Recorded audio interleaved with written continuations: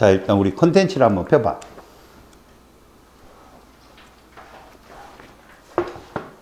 콘텐츠를 펴면 내가 대략적인 설명을 해줄게. 이제 이 4단원을 들어갈 때 우리가 이제 노트 필기를 할 거거든. 노트 안 가져왔지? 노트 안 가져왔지, 그지? 노트 준비해. 알았지? 이건 우리가 이제 1년 내내 고생 안 하기 위해서. 혹시 자기네 학교가 누적인 학교 없어? 내가 보기엔 니네 둘은 누적이 아니거든. 학교가. 선생님을 잘 만나면. 알았니? 선배들한테 물어봐. 누적이냐고. 아닐 거야. 노트 필기는 이렇게 하자. 노트를 딱 펴면 이제 스프링이 달린 노트가 대부분일 거라고. 왼쪽 쓰기 불편하잖아. 왼손잡이 있어? 없어. 오른쪽 쓰기가 편하지. 노트를 딱 펴면 껍데기 있잖아. 한 장에 이걸 더 넘겨 이렇게. 알았어? 한 번 더 넘겨서 출발. 여기부터 필기를 하는데 우편만 우쪽에만 필기를 해. 알았지? 그리고 여기는 검은색으로만 필기한다. 검은색 볼펜으로만 필기를 하고, 그 다음 여유롭게 써라. 여유롭게. 왜? 중간중간에 첨삭 들어가야 되거든. 니들만의 노트를 만드는 거야.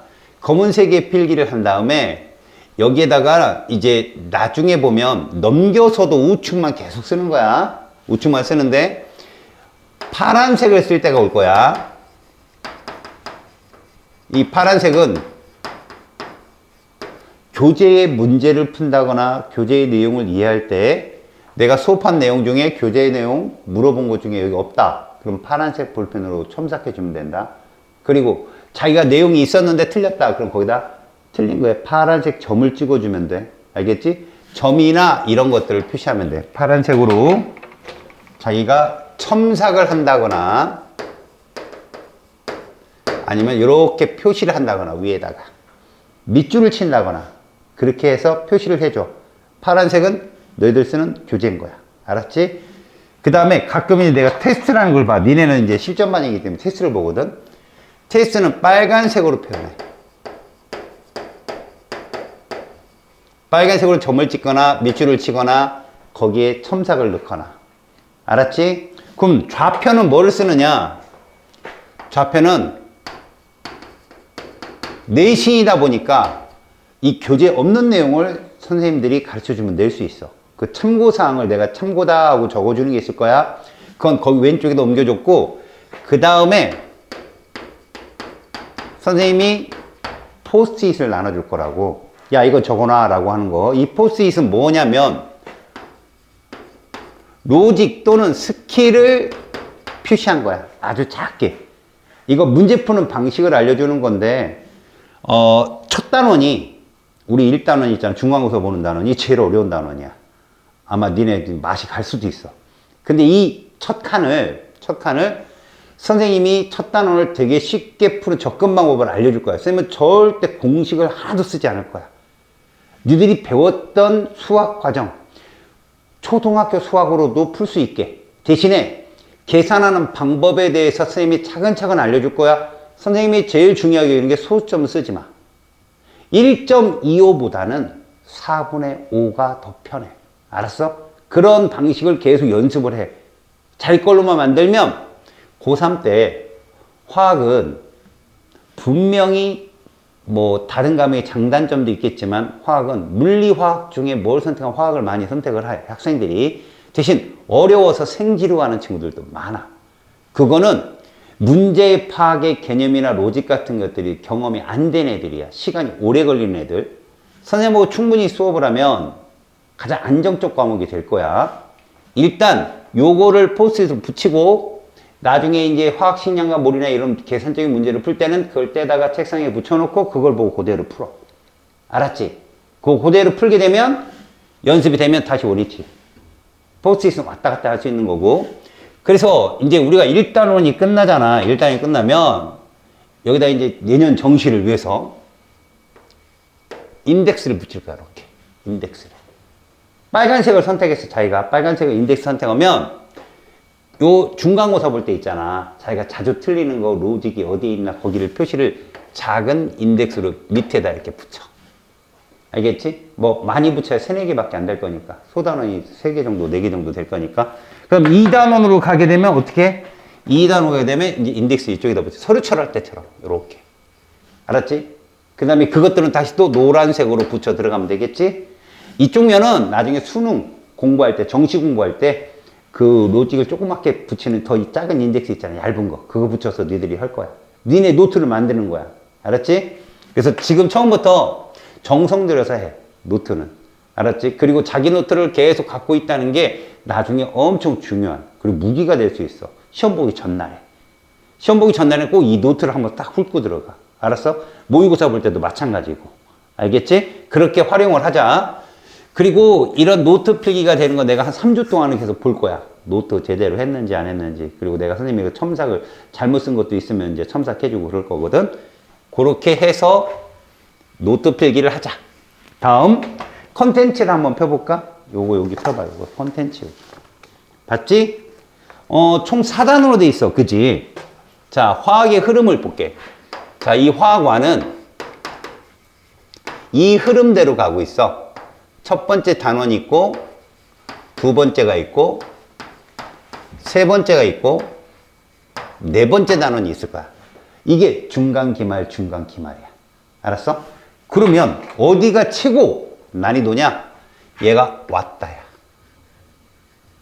얘가 최고. 난이도 면에서는 얘가 최고야, 일단은. 그래서 초장부터 작살날 우려가 많다. 그래서 긴장하고 풀어라. 그 다음이 얘들이야.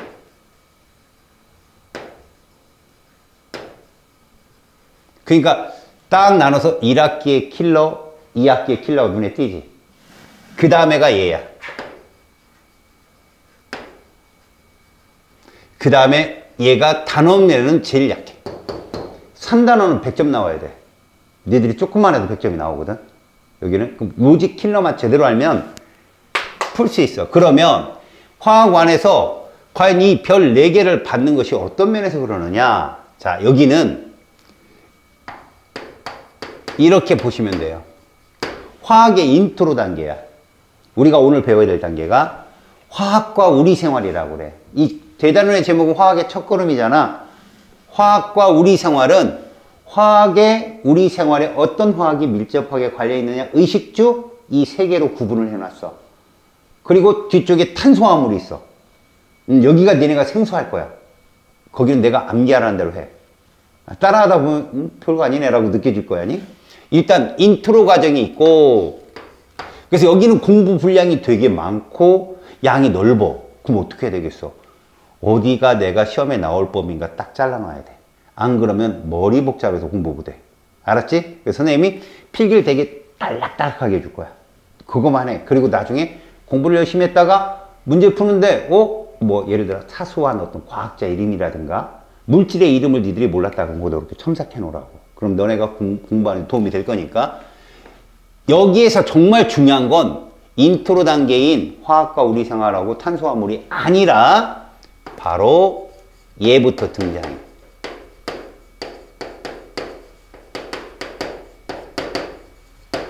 자, 얘하고 화학 반응식하고 그 다음에 이 농도 쪽, 여기가 뭐 하는 곳이냐? 화학도 실험의 학문이잖아. 그리고 계산의 학문이기 때문에 계산은 이렇게 할 거고, 그 다음 우리는 화학식을 이렇게 바라볼 거고, 반응식은 이렇게 해석할 거고, 그리고 우리 실험에 참여할 때 실제로 농도는 이런 걸 쓸 거야 라는 걸 소개하는 부분이거든. 그럼 다 뭐야? 이 셋의 공통점이 이거야. 양이야, 양. 양을 계산하는 거거든. 다시 말해서 이렇게 하는 거야. 양적 관계. 뭐가 생명이냐? 스피드야, 속도. 계산의 속도가 느린 친구들은 무조건 여기는 25문항 되면 25번, 20번부터 25번 6문항은 보지도 못해. 이거 실제로 수능에서 요 화학 반응식의 양적 관계가 18, 19, 20번 중에 하나가 얘야. 최고 난이도. 애들이 안 풀어. 그냥 안 푸는 곳이야. 안 푼다는 표현은 뭐냐? 3등급 맞는 애들. 알았어? 2등급 맞는 애들, 이런 애들은 안 풀어. 그러면 너희들이 나는 그럼 얘 버리고 나머지 다 맞아야지 1등급 나와. 이거 버리고 나머지 다 맞으면 1등급 나온다고. 실제로 올해도 그랬고 올해도 하원이 쉬웠던 단계가 아니거든. 근데 애들이 보면 1, 2가 나왔어. 걔들이 그럼 이걸 풀었냐? 못 풀어. 근데 나왔어. 왜? 나머지 걸 확실히 해야 되니까. 생각을 해봐. 20문항인데 수능에 오지선다야. 그럼 니네가 출제자라면 번호를 얼마씩 분리할까? 4개씩 분리하겠지. 그래 공정성이 있잖아. 근데 3년 전부터 바뀌었어. 4개, 4개, 4개, 4개, 4개 하다가 애들이 그럼 뭐야? 1번, 4번, 4개 나왔네? 그럼 1번 없을 거 아니야. 확실하다며. 애들이 다 찍잖아. 그래서 4개, 4개, 3개, 5개로 바꿨어. 누구 하나가 3개고 누구 하나 5개로. 근데 그걸 확실히 푸는 친구들은 뭔지 모르겠냐고. 답 확률 높지. 그러니까 솔직히 말하면 한 70%, 80%를 정답지를 딱 찾는 친구들은 나머지는 그냥 풀려. 그리고 그렇게 풀려져. 그렇게 들어가는 게 일반적인 수능 대비인데 실제로 니네 중간고사 보려면 이거 풀어야 되잖아. 이게 한 문제만 나오겠냐고. 되게 많이 나온다고. 그리고 이것도 역시 마찬가지야. 신장과 몰도 계산의 문제거든. 기체에 관계된 거. 정확함만 알면 저거 뭐 별거 아니네 라고 들어갈 수가 있지. 그래서 내가 여기서는 계산의 풀이 방법, 그 다음 해석 방법. 근데 중요한 건 선생님의 풀이법은 니네 거기 EBS나 기출문제를 풀어줄 거 아니겠냐. 거기랑 다 달라. 선생님 풀이법 훨씬 짧고 간결할 거야. 그렇게 풀도록 노력해야 된다는 거야. 그런데 다행인 건 선생님들이 문제를 만들어낼 수가 없어. 왜? 수능이나 교육청 모의고사는 8명, 9명 이상의 선생님들이 모여서 만들어낸 문제야. 그치? 근데 학교 선생님들은 혼자 만드시잖아. 그럼 어때? 기출이 된 걸 숫자 바꾸거나 이럴 수밖에 없어. 그러니까 유형만 제대로 파악해서 문제를 풀 수 있으면 다 풀린다는 얘기야. 다만 뭐의 차이야? 속도 차이야. 알았지? 명심해. 역시 물농도도 마찬가지고 공식으로 풀 게 아니다. 자, 이 첫 단원이 뭐 하는 거야? 화학을 시작할 때 이런 계산을 하고 이렇게 해서 이런 계산에 따라서 반응식은 이렇게 이용하고 다 그런 걸 알려주는 거야. 두 번째 단원은 이 단원이야. 이 단원. 원자의 단원이야. 원자를 막 구성입자 따지는 건 중학교 때 해봤잖아. 전자도 있고 양성자도 있고 중성자도 있어요.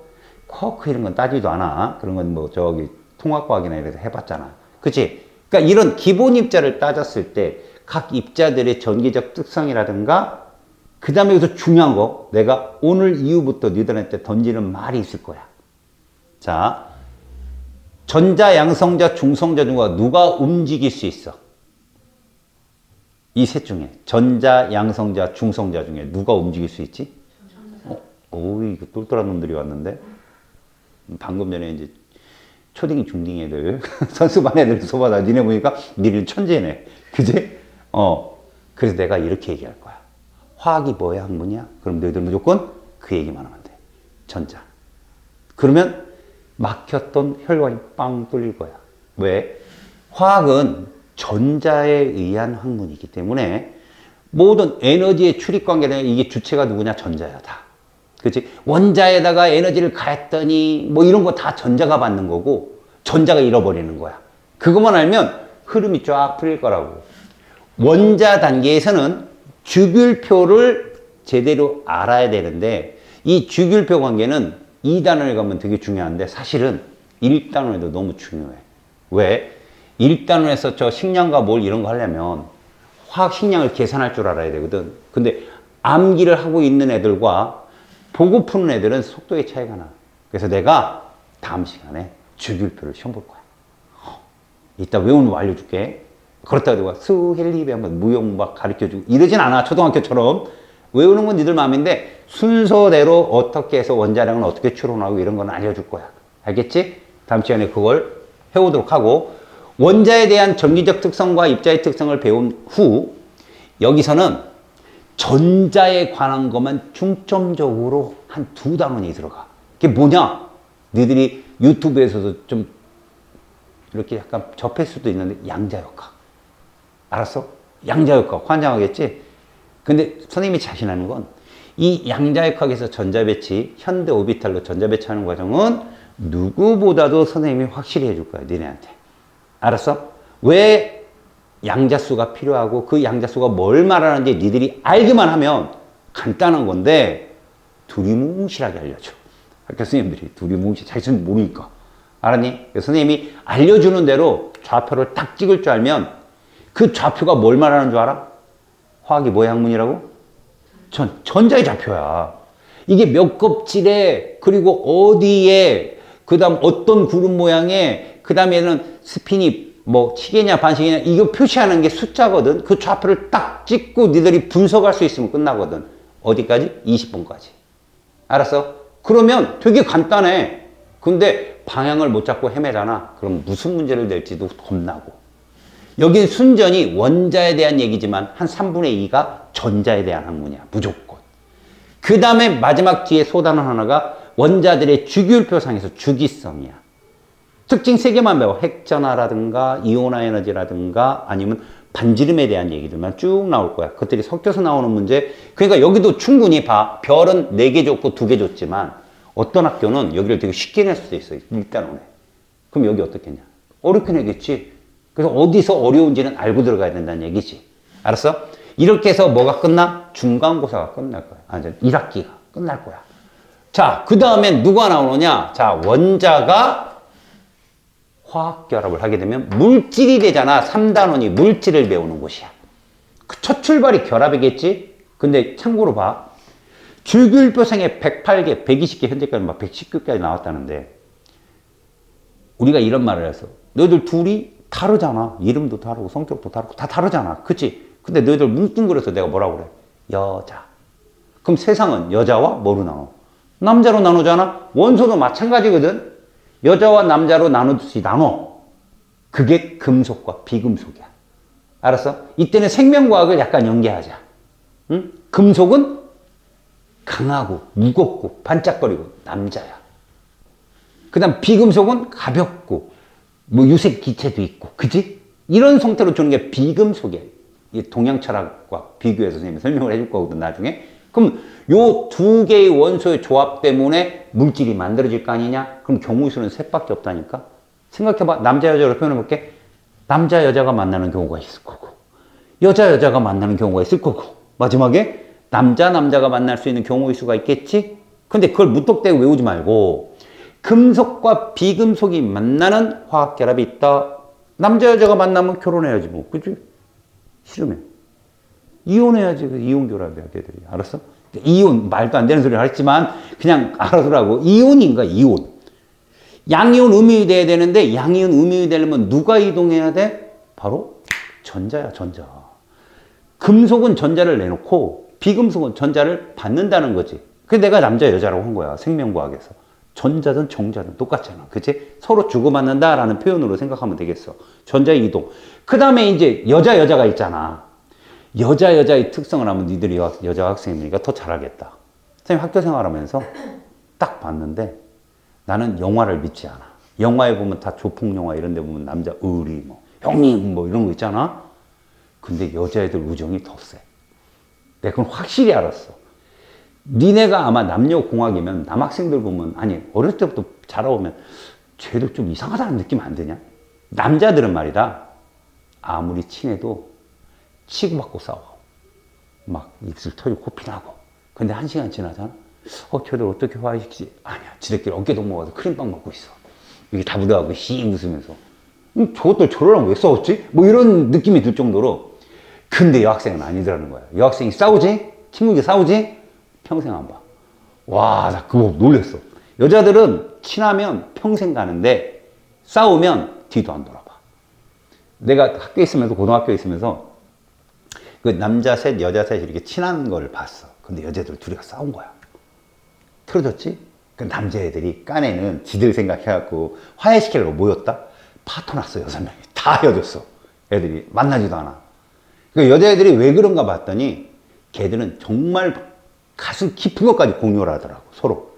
근데 그런 얘기가 이 친구 말고 딴 애한테 나갔다. 그럼 이밖에 없잖아.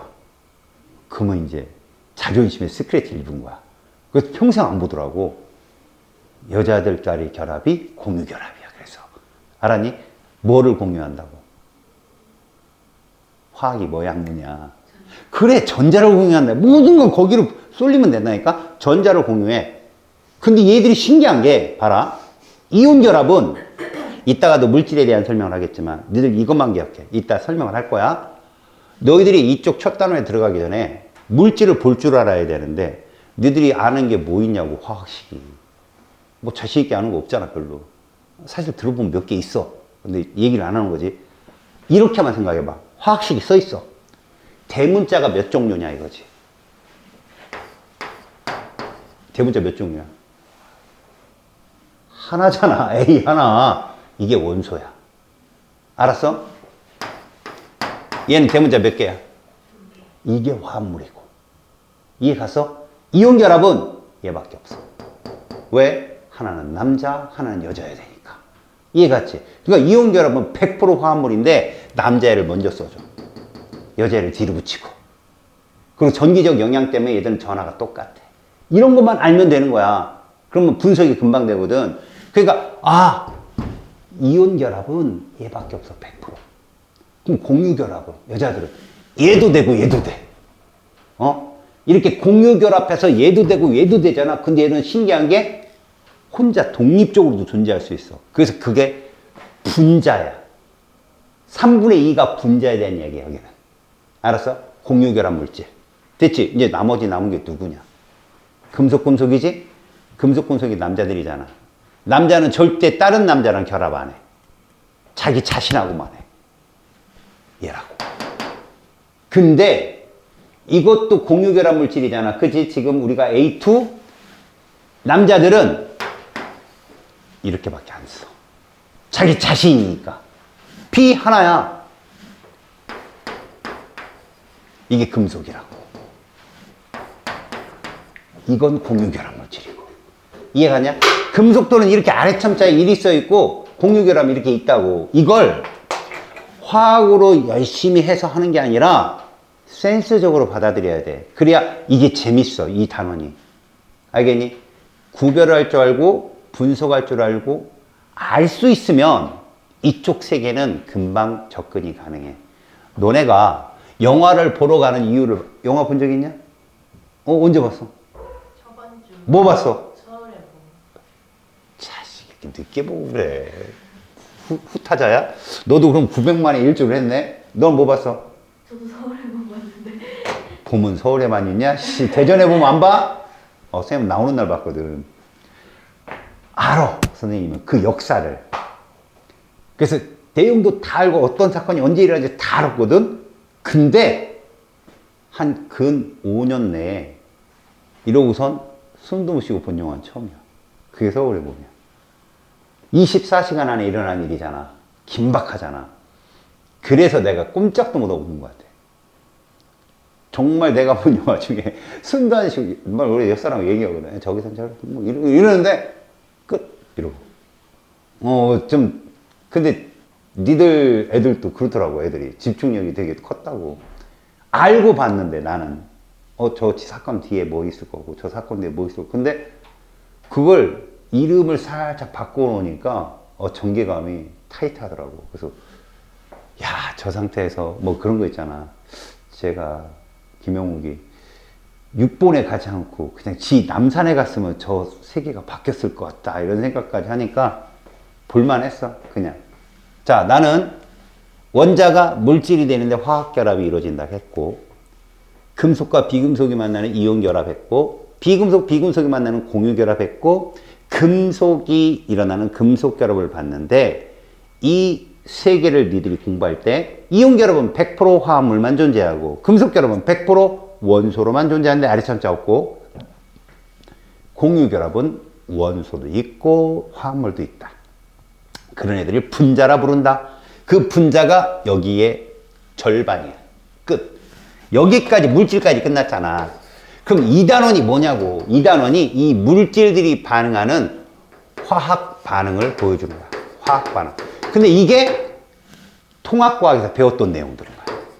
중화 반응하고 산화, 환원 반응을 조금 깊게 하는 거야, 그냥. 근데 여기도 양적 관계겠지. 그래서 별이 3개야. 근데 얘는 별스럽지 않고, 알았니? 얘를 선생님이 희한한 방법으로 풀어줄 거야. 그럼 너희들이 금방 이해가 갈 거다. 알았어? 이게 우리가 이제 1년 동안 배워야 될 화학의 청사진이야. 알겠니? 그러면 이제부터 오늘부터 들어가는 건 고통의 시작이겠지. 그 고통을 조금이라도 줄여주려고 선생님이 계속해서 양념을 쳐줄 거거든. 그걸 계속 따라와 준다면 1단원의 별 4개는 다른 쪽은 20개 막 100개인데 얘는 4개구나 이렇게 느끼게 해줄게. 알았지? 잘 따라와. 알겠니? 자, 첫 단원 한번 볼게. 첫 단원에서 제일 먼저 너희들이 써야 될 내용이 뭐냐? 1단원을 치고 들어가려면 이걸 먼저 알아야 돼. 자, 기초 지식이다. 이건 어디에 써야 돼? 노트 왼쪽에 써야 되는 거야. 참고. 알겠지? 자, 우리는 물질에 대해서 나눌 거야. 물질. 선생님이 벌써 인트로를 좀 해줬지만 물질은 어디서 나온다고? 3단원에서 나오는데 1단원이 막 섞여 있는 단원이기 때문에 얘가 미리 출현해. 그것 때문에 이게 똥인지 된장인지 구분도 못하고 막 먹는다는 표현은 그렇고, 그지? 냄새를 맡다가 맛이 가는 경우가 많단 말이야. 물질은 순수한 물질로 대명되는 순물질하고 섞인 혼합물로 바뀌어. 이렇게.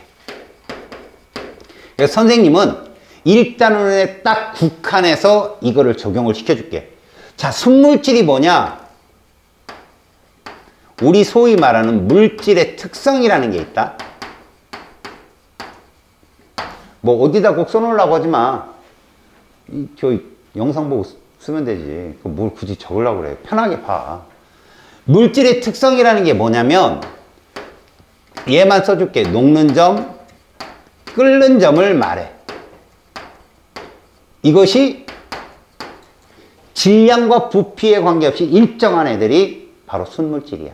예를 들어 물은 컵 한 컵의 물이나 양동이 한 통의 물이나 100도씨잖아. 끓는 점이. 이런 애들이 순물질이라고 하는 거야. 근데 혼합물은 어때? 섞이는 비율에 따라 물질의 특성이 용매, 용질이라는 표현을 쓰거든. 얘들은 비율에 따라 달라진다는 거야. 쉽게 말하면 지 멋대로다 이거지. 혼합물이. 그러면 순물질은 다시 2개로 나뉜다. 이거 보장하는데 1번에 100% 나와. 이거. 하다못해 수능에도 나온다 이거는. 알았어? 근데 교과서에는 없어. 이 내용들이. 그냥 흘러가는 말에 뭐 이런 거지. 외계인이 와가지고 너를 딱 지목하고 남자 여자하고 이렇게 되는 거지. 뭐 네가 봐도 뭐 뻔한데 외계인이 보면 구분을 못 하니까. 그치? 남자일 수도 있어. 그치? 내가 잘못 볼 수도 있지만 느낌상. 그러니까 여러분들은 구별할 수 있는 걸 본다면, 자, 여기 얘가 또 얘 함부로 보지 마. 원소 함부로 보지 마. 왜? 이상한 데서 내가 원소 얘기를 또 할 거거든. 눈하고 다르지. 그런 거야. 동음이에요. 여기 물질에서의 원소는 뭐를 뜻하느냐? 한마디만 할게. 한 종류 성분으로 되어 있어. 이게 정확한 얘기야. 한 종류 성분으로 되어 있는 게 원소라는 물질인데, 예를 들면 이런 애들을 말해. 화학식으로. 뭐 이런 애들이 되겠죠? 뭐 O3도 되고요. Na, Mg 이렇게. 근데 눈으로 딱 봐요. 대문자가 몇 개예요? 한 종류잖아. 끝이에요, 그게. 그냥 화학식 안에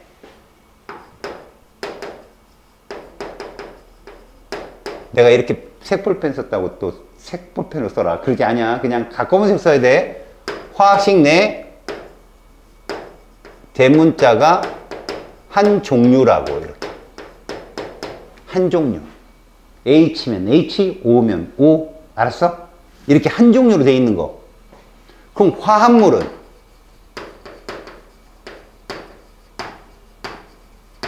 두 종류 이상 성분으로 구성되어 있는 것들이야. 예를 들어서 이런 것들이지. H2O, CO2, NaCl, KMnO4 이런 애들. 알았어요? 자, 근데 이런 화학식을 봤는데 저 공유결합이네. 저거 이온결합이네. 저거 금속결합이네라고 니네가 만약에 규정을 지을 수 있잖아? 무사통과야. 하이페이스. 화원이다. 그럼 어떻게? 내가 얘기했잖아. 화학결합은 3개밖에 없다고 그랬잖아. 이온결합, 그 다음에 공유결합, 그 다음에 금속결합이 있는데, 그러려면 너희들이 어떤 원소에 주안점을 둬야 되는 줄 알아? 금속을 찾아다니면 돼. 금속. 주기율표에 보면 금속이 7개가 뜰 거야. 두 번째 줄에 리튬, 베릴륨. 세 번째 줄에 나마알. 마지막 줄에 칼카. 여기 있잖아. 여기 있잖아. 여기 있잖아. 여기 있잖아. 얘는 죽어도 분자가 아닌 거지. 분자란 공유결합 물질이고 비금속끼리만 있어야 되기 때문에 남자가 있으면 안 돼. 남자가 없다는 거지. 이러면 얘들은 공유결합 물질. 그치? 그 다음 금속만 있으면 금속결합 물질. 금속결합이 됐든 공유결합이 됐든 원소는 존재한다. 그치? 근데 공유결합 원소는 아래참자가 2 이상인 거야. 물론 헬륨이나 네온이나 아르곤 같이 혼자 있는 애들도 있어. 알겠어? 극히 예외적인 거야. 18족 애들은. 알았니? 그치만 요렇게 써있는 애들은 금속 결합 물질이라는 걸 너희들이 눈치챈다면. 알았어? 이렇게 써있는 애들은 대부분 물질이라면 이게 금속일 가능성이 높다. 너희들한테 함정에 빠뜨리려면 출제자가 뭐 끄집어오는 줄 알아? 얘 끄집어와. 이 화학식으로 탄소지. 얘 공유결합 물질이다. 아래sem자 없지만. 근데 얘는 분자라고 부르지 않아. 분자가 아니야, 얘들은. 분자는 독립적으로 존재해야 되는데 얘는 연속적이라 그 이름도 유명한 다이아몬드다, 이게. 알았니? 흑연이고. 그래서 얘들은 부서지고, 안 깨지고, 막 이래. 금강석이잖아, 얘들. 그지?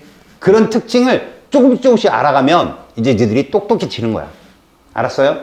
자, 그럼 얘들은 무슨 결합이냐? 무조건 이온 결합이죠. 남자가 있잖아요.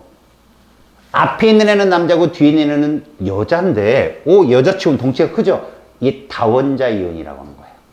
다원자 이온. 그럼 다원자 이온도 선생님 그럼 외워야 돼요? 외워야 되는데 명분 없이 외웠다간 다 잊어먹어요. 그래서 제가 이따가 다원자 이온 외우는 방법도 알려줄 거예요. 유용하게 외우는 방법. 자, 여기까지 원소 화합을 얘기해줬고 여기서 여기로 가는 게 무엇입니까? 라고 하면 분해라고 하는 거예요. 분해. 전기를 쓰면 전기분해고 열을 쓰면 열분해라고 하는 거고. 아시겠죠? 이건 3단원에 가서 배워요. 자, 이제 혼합물은 2개로 나뉩니다. 균일 혼합물이 있고요. 불균일 혼합물이 있는데 쉽게 너희들 중학교 때 배웠던 내용으로 본다면 설탕물, 소금물 구분할 수 있니? 눈으로? 안 되지. 마셔봐야 알잖아. 이런 욕 나오면 소금물, 이러면 설탕물, 그지? 그런 거란 말이야. 다시 말해서 균일 혼합물은 골고루 어디 용액의 부피를 취하든 용매 용질의 비율이 일정한 애들이 균일이고, 얘는 흙탕물 배웠지, 그지?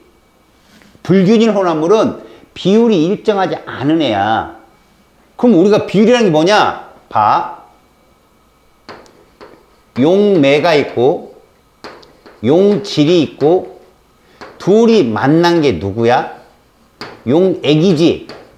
바로 균일 혼합물은 용액이라 불리우는 모든 것들이 다 균일 혼합물인데, 이때 우리가 배운 건 이거란 말이야. 설탕. 용매가 설탕이면 안 되지. 물. 그 다음에 설탕. 그래서 얘가 설탕 물이 되었다. 이런 거지. 배웠잖아. 그러다 보니 애들이 착각을 하는 거야. 액으로 끝났으니까 액체겠다. 당연하지, 이거 액체지. 그런데 액체 용액만 있는 게 아니라는 거야. 자, 여기에 질소를 적을게. 그 다음에 여기다가 산소, 아르곤 말고도 이산화탄소도 있겠지. 이걸 우리는 뭐라 부르지? 공기라 불러. 그럼 얘는 무슨 용액이야? 아, 기체도 용액이 있구나. 맞잖아. 공기도 균일 혼합물이잖아. 안 보이잖아, 너네 지금 중간에. 그 다음 봐라. 구리가 있고 주석이 있는 거야.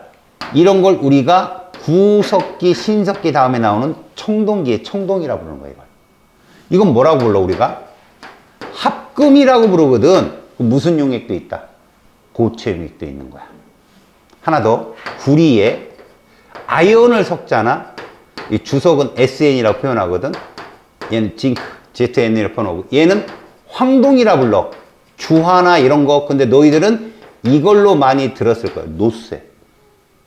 한정식 집 가봤어? 한정식. 거기 밥그릇 봤어? 밥 덜어 먹었어? 밥그릇 있잖아. 거기 숟가락 있지. 젓가락 있지. 무겁지. 그게 노쇠야. 비싸. 그거 자개장만큼 비싸. 그래서 이런 것들이 다 고체용액이라 부르는 거지. 그러면 우리는 이걸 어디서 배우면 돼요? 아까 니네들 마지막에 농도 있지, 농도. 그게 여기 단원이야. 용액 단원. 물론 그 농도는 기체나 고체는 안 나와. 액체 용액만 갖고 다룰 거야. 알았어? 그 농도 단원이 여기고, 이 불균일 혼합물은 용매와 용질이 불균일하게 분포되어 있는 애들이거든. 그러니까 어디 용액을 끄집어내든 그 비율이 동일해야 용액이라 부르는, 우리 균일 혼합물이라 부르는데 얘들은 다 달라. 이런 애 딱 하나만 배워, 니네. 얘만 배워. 이거 들어본 사람, 원유. 아, 들어봤어요? 원유가 뭔데요? 석탄? 석유. 석유, 석탄이 아니라 석유만 얘기하는 거예요. 원유는 뭐라고? 석유입니다, 석유. 여러분, 석유 어디서 나요? 우리나라 나요, 안 나요? 그럼 어디서 나요? 말은 해야 되고, 바르긴 해야 되고, 자, 괜찮아요. 발로 괜찮으니까, 뭐, 자유롭게. 중동에 많잖아요. 사우디아라비아. 또 어디서 날까요? 러시아. 그리고 미국도 되게 많이 나요. 그 다음에 저기 남미, 베네수엘라. 이쪽 엄청 석유가 많거든요. 이 석유들이 색깔이 달라요. 북쪽은 시커멓고요. 이 사우디 쪽은 노래요. 베네수엘라는 약간 노란색에 황색을, 좀 진한 색깔을 띠고요. 성분 차이거든요. 불균일 혼합물입니다. 니들이 배우는 건 이거 하나예요. 아셨습니까? 그래서 물질을 구분하는 요령은 배워둬라. 그래서 내가 분명히 원소와 화합물을 계속 물을 겁니다. 아셨습니까? 근데 내가 저 원소에 하트 쳐놨죠? 왜요? 원소에 또 다른 뜻이 있거든요. 그것만 구별할 줄 알면 상위 클래스, 고수야. 여기는. 저 묻는 문제 하나 나옵니다. 아시겠죠? 이걸 놓고 이제 출발을 합니다. 출발을 합니다. 첫 단원.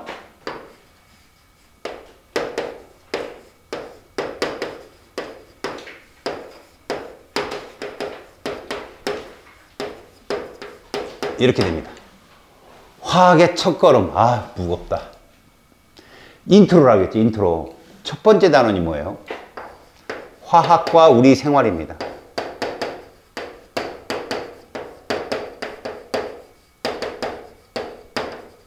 그럼 무슨 얘기겠습니까? 화학과 우리 생활이라는 건 우리 화학이 생활에 어떤 밀접한 영향을 주었느냐거든. 그럼 어떻게 여긴 정리를 한다? 이렇게 정리합시다. 의식주로 정리를 하자고요. 그 첫 번째 단원이 누구냐? 얘입니다.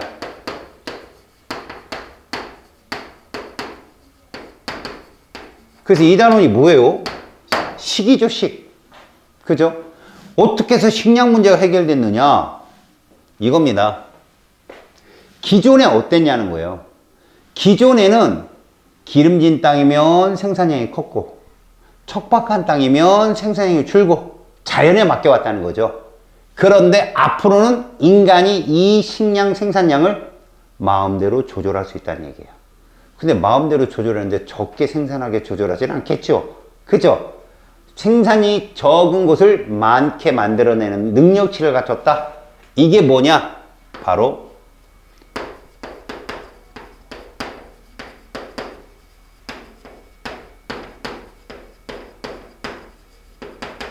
이게 결과예요. 이게 결과. 면적당 생산량을 크게 했다. 이런 얘기죠. 그러면 여기서 이제 여러분들은 단순하게 외우고 들어가면 이거 잘 안 이어지거든요. 화학적 접근하고 그 다음에 생명과학적 접근을 하셔야 됩니다. 무슨 얘기냐?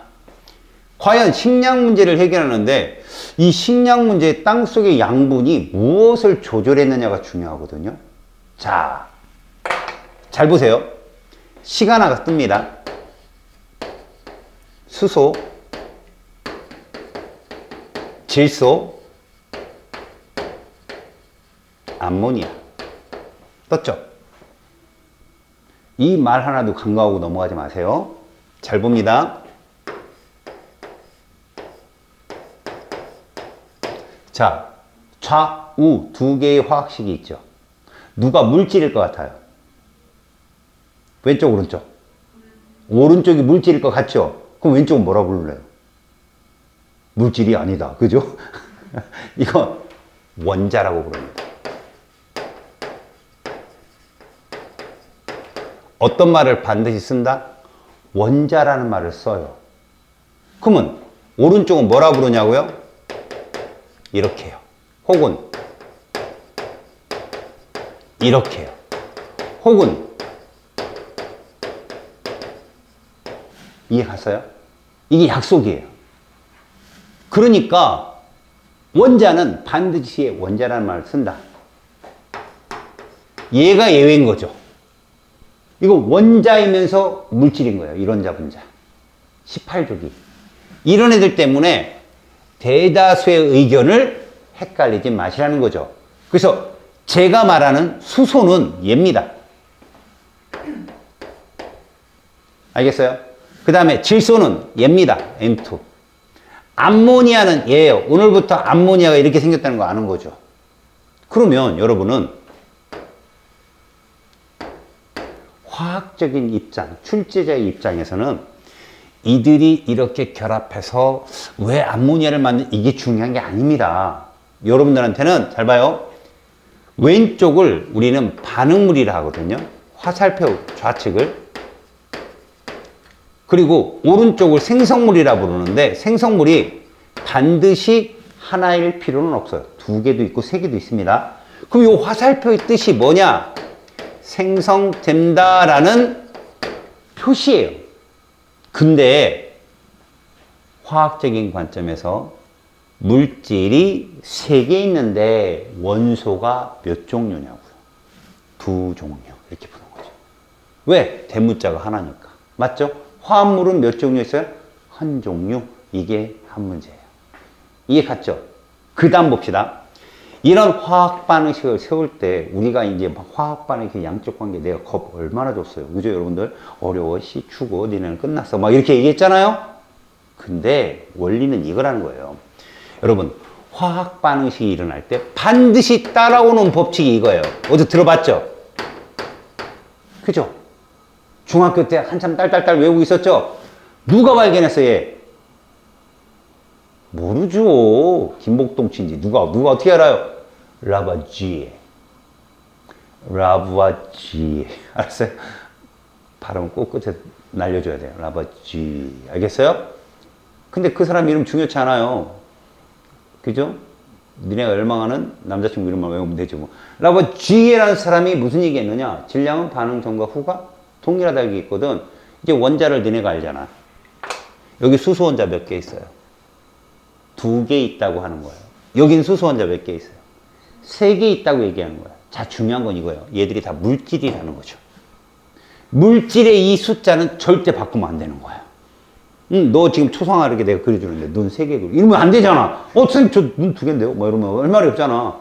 보통 사람 눈이 다 2개야. 마찬가지로 암모니아는 수소 원자가 3개야. 질소 원자 하나고. 그러니까 절대 아래점자 건드리지 말고 원자 3개고 원자 2개니까 최종 배수가 6이잖아. 여기다 뭐 쓰고? 이렇게 큰 숫자로. 여기는. 이게 이 물질의 개수인 거야.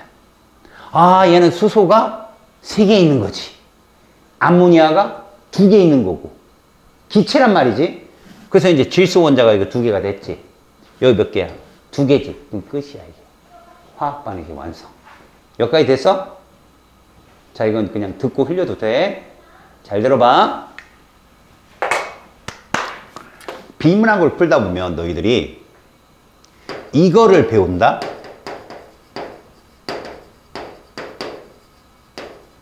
맞지?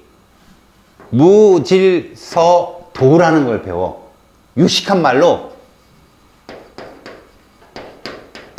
엔트로피라고 해. 알겠니? 자, 이런 걸 많이 본단 말이야, 너희들이. 생각해봐. 얼음이 있다.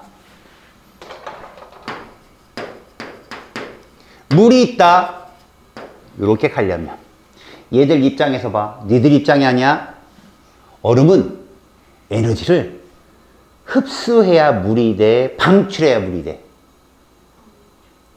흡수, 방출. 흡수, 방출. 잘 들어. 누가 더 활발해? 입자의 운동이. 물이 활발하지. 자, 아, 이런 표현이 맞을지 모르겠는데 난 에너지를 돈이라고 생각하거든. 응? 돈이 없을 때와 있을 때로 보자 이거지. 없으면 콕 해야죠. 집콕 해야죠. 움직이면 돈인데 돈이 있으면 움직여야죠. 이해 갑니까? 에너지가 돈이라고요. 얘보다는 얘가 잘 살아요. 그럼 돈을 벌면 얘가 되겠죠. 그 돈이 에너지라고요. 흡수해야. 이해 갑니까? 그러면 거기서 돈을 더 벌면 뭐가 될까요? 이렇게 되겠죠. 그럼 여기서 가장 활발한 애가 누구예요? 수증기. 그걸 이렇게 부른다고요. 무질서도가 제일 작은 애는 얼음인 거예요. 무질서한 정도가 제일 큰 애는 수증기고요.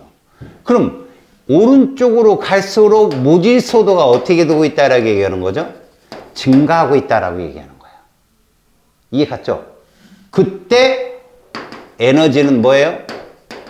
흡수해야 된다는 얘기죠. 에너지는 흡수해야 된다는 얘기예요. 반대로 이렇게 가면 어때요? 이러면 에너지를 방출시키면 이렇게 된다는 거예요. 방출시키면. 자, 이제 들어봐요. 자기 형제나 자매 있는 사람 흔들어봐요. 자, 이제 그 친구들을 생각해봐요. 위에 있어요, 아래요? 저 아래. 아래. 아래 지금 몇 명인지 모르지만 걔가 4명 있어요. 아래로 4명. 2명 있어요. 잘 보세요. 반응물에 분자가 몇 개요? 다 합쳐서 종류와 상관없이 4개죠. 얘는 2개죠. 자, 위에 아래요? 위에 그럼 4명 있어요. 4명 있을 때와 2명 있을 때 어떤 때가 더 혼돈해요? 4명이죠? 그럼 4명이도 무질서하네요. 그럼 얘는 지금 무질서도가 감소하는 거잖아요. 맞아요? 그럼 여기서 어디예요? 노란색 방향이죠. 발열 반응이에요, 저거. 에너지 흡수를 예측할 수 있다고, 니들이. 이해 갔어요? 아, 앞에 커다란 숫자로 우리는 에너지의 방출, 흡수를 예측할 수도 있는 거예요. 화학 반응식이 그런 역할을 하는 거죠. 근데 이런 내용을 애들이 모르고 무작정 덤비는 거예요. 덤비니까 암기해야 되고, 암기가 됩니까? 안 되죠. 그죠? 유일하게 암기해서, 수학도 암기해서 풀더라고. 해설을 암기해서 풀지만, 수학 1번 답 4번이네. 그리고 4번을 찍었는데 공교롭게 맞는 경우도 있지만, 대부분 틀리죠. 주관식 영아님은 1, 이 헛소리 하고 있는데, 그게 맞을 수도 있지만, 틀린 경우가 많잖아요, 솔직히. 이해하는 거예요, 이해. 알겠습니까? 자, 이제 여기서. 여러분, 우리는 이렇게 할 수 있습니다. 얘를 원자라고 불렀는데, 이 원자라는 개념은 수의 개념이에요, 수의. 봐요. 암모니아는 몇 원자 분자입니까?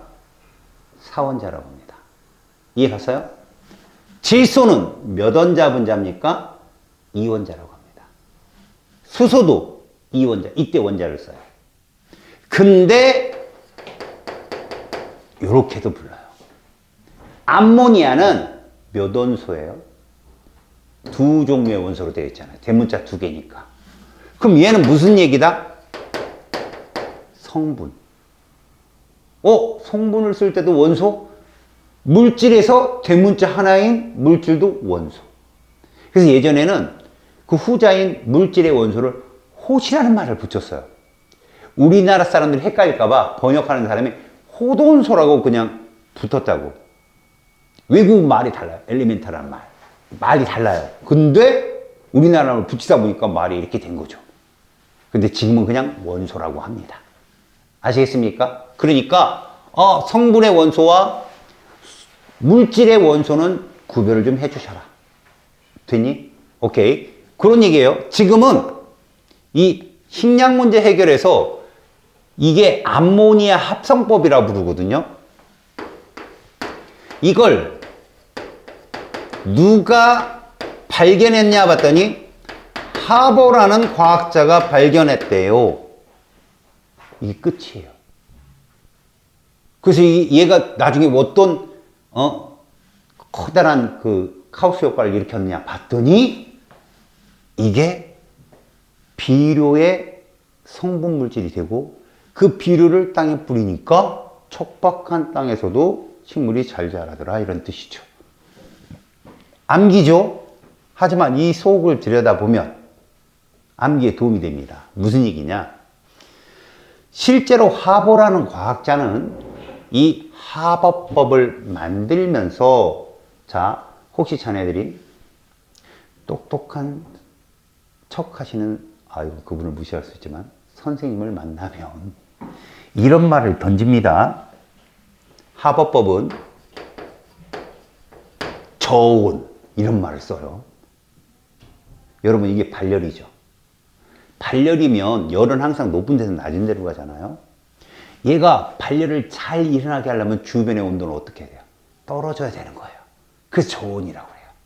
그래서 막상 문헌을 찾아봤어요. 야, 마이너스 몇 도씨가 떨어지니 이거 잘 만들어지려나 봤더니 400이야. 저온이 400이야. 왜?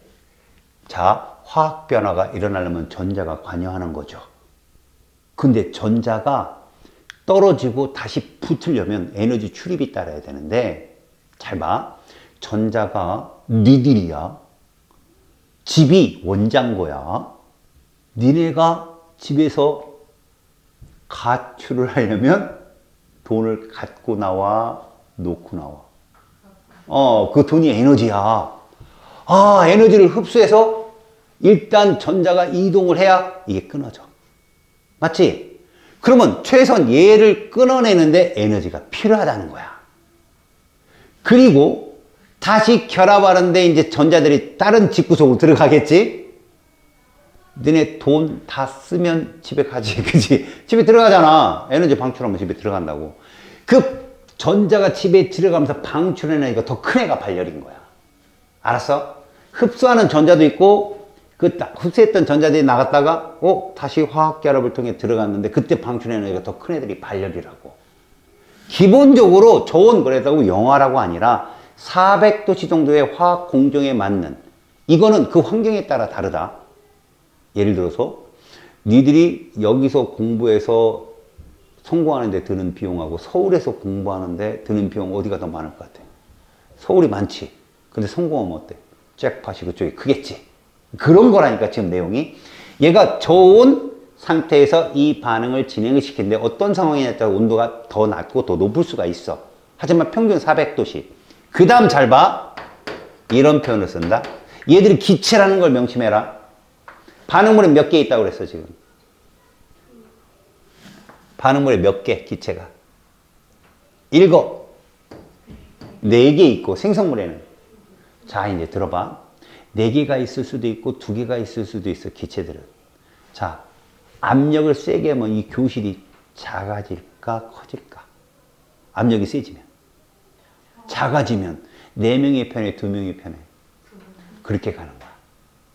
아, 외부에서 압력을 세게 하면 반응이 정반응으로 이루어지는 거지. 그럼 선생님, 압력을 낮추면 역반응으로 가나요? 갑니다. 근데 제가 여기다가 역반응은 안 쓴 거예요. 왜? 우리는 암모니아 하는 반응만 볼 거니까. 됐어요? 그래서 좋은 고압이라는 말 쓰고요. 그 다음에 화학 변화에 항상 들어가는 말이 촉매라는 말이 들어가요. 촉매. 여기다 촉매까지 쓰면 이러면 완벽한 화학 반응식이에요. 이게. 그러니까 선생님들이 저렇게 말을 쓰더라도 아, 저게 기체이기 때문에 저런 뜻이 있겠구나라고까지 안다면 다 알고 있는 거야. 물론 나중에 또 얘기 못 하더라도 자꾸 저렇게 해석하다 보면 화학 반응식이 이해가 가는 거죠. 이해 갔습니까? 자, 그러면 이제 외적인 거예요. 이런 화학 반응식의 화학적인 표현보다 이런 것들을 우리가 자연스럽게 공부하려면 야사 같은 걸 알면 좀 재밌어요, 더. 원래 합원하는 사람은요, 화학자는 맞아요. 와이프도 화학자예요. 둘이 대학을 졸업하고 연구소를 차린 거예요. 처음에는 의기양양하게 자기 자본을 들여서 좀 크게 차렸어요. 직원들도 좀 있고. 근데 연구소라는 게 뭐를 해야 돼요? 연구를 해야 되는데 다른 데서 연구를 할 수 있는 소스를 줘야 되잖아요. 그래 개발비도 들어오게 되고 그게 연구를 하는 거거든요. 안 들어오는 거야. 어려워졌어요. 사정이. 연구소 되게 어려워졌어요. 근데 국가에서 발표가 난 걸 보니 암모니아를 합성할 수 있는 기술을 가져오는 연구소는 국가에서 지원해 주겠다 이렇게 나온 거야.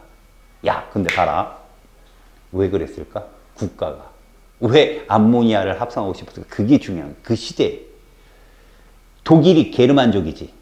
니네 게르만족이 대이동할 때 로마가 뭐 했냐? 이러고 있었어. 먼 산 바라보고 있었단 말이야. 로마가 최신의 장비와 전술을 가지고 있는 세계 최강 군대야. 근데 게르만족 애들은 그냥 방패 요만한 거, 칼 이런 거 들고 다니는 애들이거든? 피지컬이 워낙 좋으니까 전투민족이잖아. 용병도 되게 많았거든. 로마가 싸울 엄두를 못 낸 거야. 워낙 잘 싸우는 애들이니까. 그래서 걔들 지나가도 이러고 모른 척하고. 걔들이 이동해서 세운 나라가 도이칠란드야. 독일이라고. 그 막 피지컬 머리 하얗고 막 그지. 등치로 걔들 잘하는 스포츠가 뭐야? 축구잖아. 축구 세계 최강이잖아. 걔들이 그렇게 피지컬이 좋은 애들이거든. 근데 그때 당시 시대 상황에서 굉장히 천한 대우를 받았어. 그때 당시에는 피지컬 저를 떠나고 무기가 최고였는데 무기의 가장 큰 근본이 화약이거든. 화약을 만들 수 있는 전 세계 나라가 두 개 나라밖에 없었어. 영국과 중국. 근데 영국이 화약을 만들잖아. 그러면서 프랑스에다 제일 많이 줬어. 아, 이뻐라 했어. 프랑스는 그게 자존심이 상하는 거지. 알지? 영국이랑 프랑스 맨날 싸웠던 거. 100년 전쟁이잖아. 맨날 싸웠어. 거기 잔다르크도 나오고 막 그러잖아, 그때. 나중에 막 프랑스 정부에서 잔다르크를 죽이잖아. 영국이랑 좋은 화친. 너 왕권 인정해. 이러려고, 전쟁 끝내려고 배신해가지고 죽이잖아. 결론은 뭐냐? 영국이 프랑스를 이뻐라는데 프랑스는 영국을 되게 싫어해. 일본이 그걸 착각해서 우리나라를 잘해주려고 했다라고 포장하는데 우리나라하고 일본하고 사이는 전혀 다른다. 영국은 화친을 맺으려고 자기 피부치를 막 결혼시키고 그랬지만 일본이 우리한테 피부치를 보내준 적 없거든. 우리가 걔들 문화를 도와주면 도와줬지. 걔들 한참 잘못 생각하고 있거든. 자기들은 영국이라는 거게. 우리가 프랑스고. 응? 한 번도 우리는 화친을 맺어본 적이 없는데. 그래서 일본은 영국을 쫓아가. 도로도 그렇고 교통도 다 영국 따라가. 걔들은. 아직도 영국이 롤모델이야, 걔들은. 대영제국, 해가 지지 않는 나라. 근데 그때 당시에 영국이 그렇게 서약을 나눠주는데 독일이 9번째였어. 그러니까, 우리는 이런 취급을 받으면 안 돼. 영국 국왕도 아니고 프랑스 국왕의 생일날 탄산수를 갖다 바쳐야 돼. 야, 씨, 우리가, 화약 때문에 이럴 수 있냐. 그래서 그 황제가 이걸 계획한 거야. 암모니아를 빨리 합성해라. 우리 기술력이면 된다. 해가지고 합성을 했어. 근데 그걸 반대한 게 이 사람 와이프야. 이거 분명히 합성하면 얘를 만드는 원료가 된다. 이게 뭐야? TNT지. 화약인데 봐라. 이건 참고로 봐. 이 구조식에 대해서 선생님이 뒤에 탄소화말에서 알려줄게. 여기에 이게 니트로기라는 거거든. 이 니트로기가 몇 개 붙어 있어? 3개 붙어 있잖아. 그래서 트리, 3. 니트로. 그 다음에 이걸 톨루엔이라 불러. 이만큼을 톨루엔이라 부른다고. 이만큼을. 이게 톨루엔이야. 여기에 트리, 니트로, 톨루엔이 TNT인데 요게 들어가려면 암모니아가 필요해. 질소를 여기로 뿜어 넣으려면. 알겠어? 그래서 이걸 합성을 했네. 그리고 나서 뭐가 일어났을까? 봐라. 없던 돈이 생기면 어떻게 되니? 갑자기 일확천금이 생기면 사람이 난장을 치지. 그죠? 만약에 너가 없던 힘이 생겼어. 그냥 한 대씩 때리는 거야. 평소 모르는. 그지? 쟤랑 걔도 한 마리. 때리고. 없던 힘이 없던 화약이 생겼으니까 전쟁이 일어난 거죠. 전쟁에서 세계전쟁이 일어난 1차 세계대전. 그래서 그 전쟁이 일어나는 시기에 바로 이 와이프가 자살해요. 자기들이 만든 그것 때문에 전쟁이 일어났으니까. 근데 하버는 슬퍼할 길을 새도 없이 급격히 지위가 성장하죠. 돈도 벌고. 결국 50만 명이 죽어요. 이걸 하버법 때문에.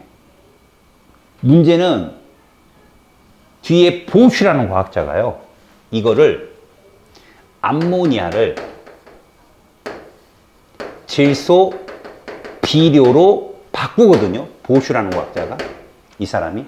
그래서 더 책을 찾아보면 하버 보슈법이라고 그래요. 비료가. 하버법 이게 아니라 하버 보슈법이라고 하거든. 이것 때문에 100만 명이 목숨을 부재죠. 그 당시에. 지금 수억만 명이 살아남잖아요. 이 비료 하나 때문에. 생산량이 증가했으니까. 근데 여기서 아이러니컬한 건, 그래, 동기는 불순한데 결과가 좋았던 내용이겠죠. 근데 하버 자신은 2차 세계대전이 또 일어나죠. 독일이 누가 일으켜요? 누구예요, 이 사람이? 하이! 이러고서 하는 역사를 전혀 모르는구나. 2차 세계대전 누가 일으켰어? 맞아, 히틀러야. 근데 그 히틀러가 민족주의자잖아. 그지? 나치라고 하지? 누구를 많이 죽였지? 얘가 유대인이야. 그래서 실각. 그리고 오스트리아로 귀향. 돌 맞아 죽어. 그러니까 마지막에 별로 안 좋았어. 그치? 그래서 이 하버 보슈법에 의해서 식량 문제가 해결됐다고 하는데 여기서 궁금한 거. 그럼 비료가 무슨 역할을 하냐? 식물에. 그지? 우리가 화학만 받고 이렇게 넘어갈 거면 이걸 그냥 끝내면 되는데, 과연, 아니, 질소가 어떤 영향을 주길래, 봐요, 여러분. 이건 생명과학과도 연계가 되는 겁니다. 잘 보세요. 이걸 화학에서 내는 사람이 있으면 나쁜 사람이겠지만, 잘 봐요. 질소라고 하는 건요, N2인데, 얘는 공기 중에 78%야. 뭔 뜻이에요? 안정적이라는 겁니다. 웬만하면 끊어지지 않아요. 얘 삼중결합이거든요. 굉장히 강해요. 그래서 식물이 질소를 얻을 수 있는 방법이 별로 없습니다. 알았어요? 그렇다면 식물이 질소, 자, 질소가 화합물이 되는 과정이 무엇이 있느냐? 첫 번째, 공기 중에 질소가, 이거 참고가 되겠죠, 참고. 그죠? 이건 참고입니다. 공기 중에 질소가 이렇게 변한다는 거죠.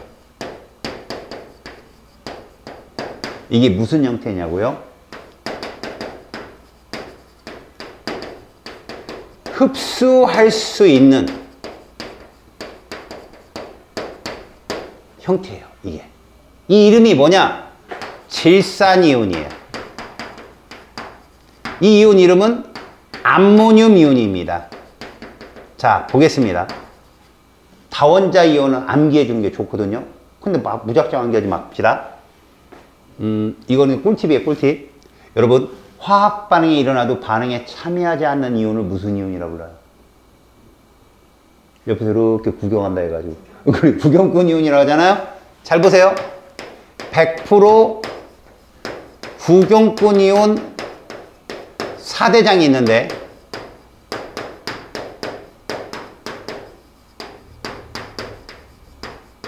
이거 암기해 놓으면 4단원 가서 되게 잘 유용해 쓸 수 있어요.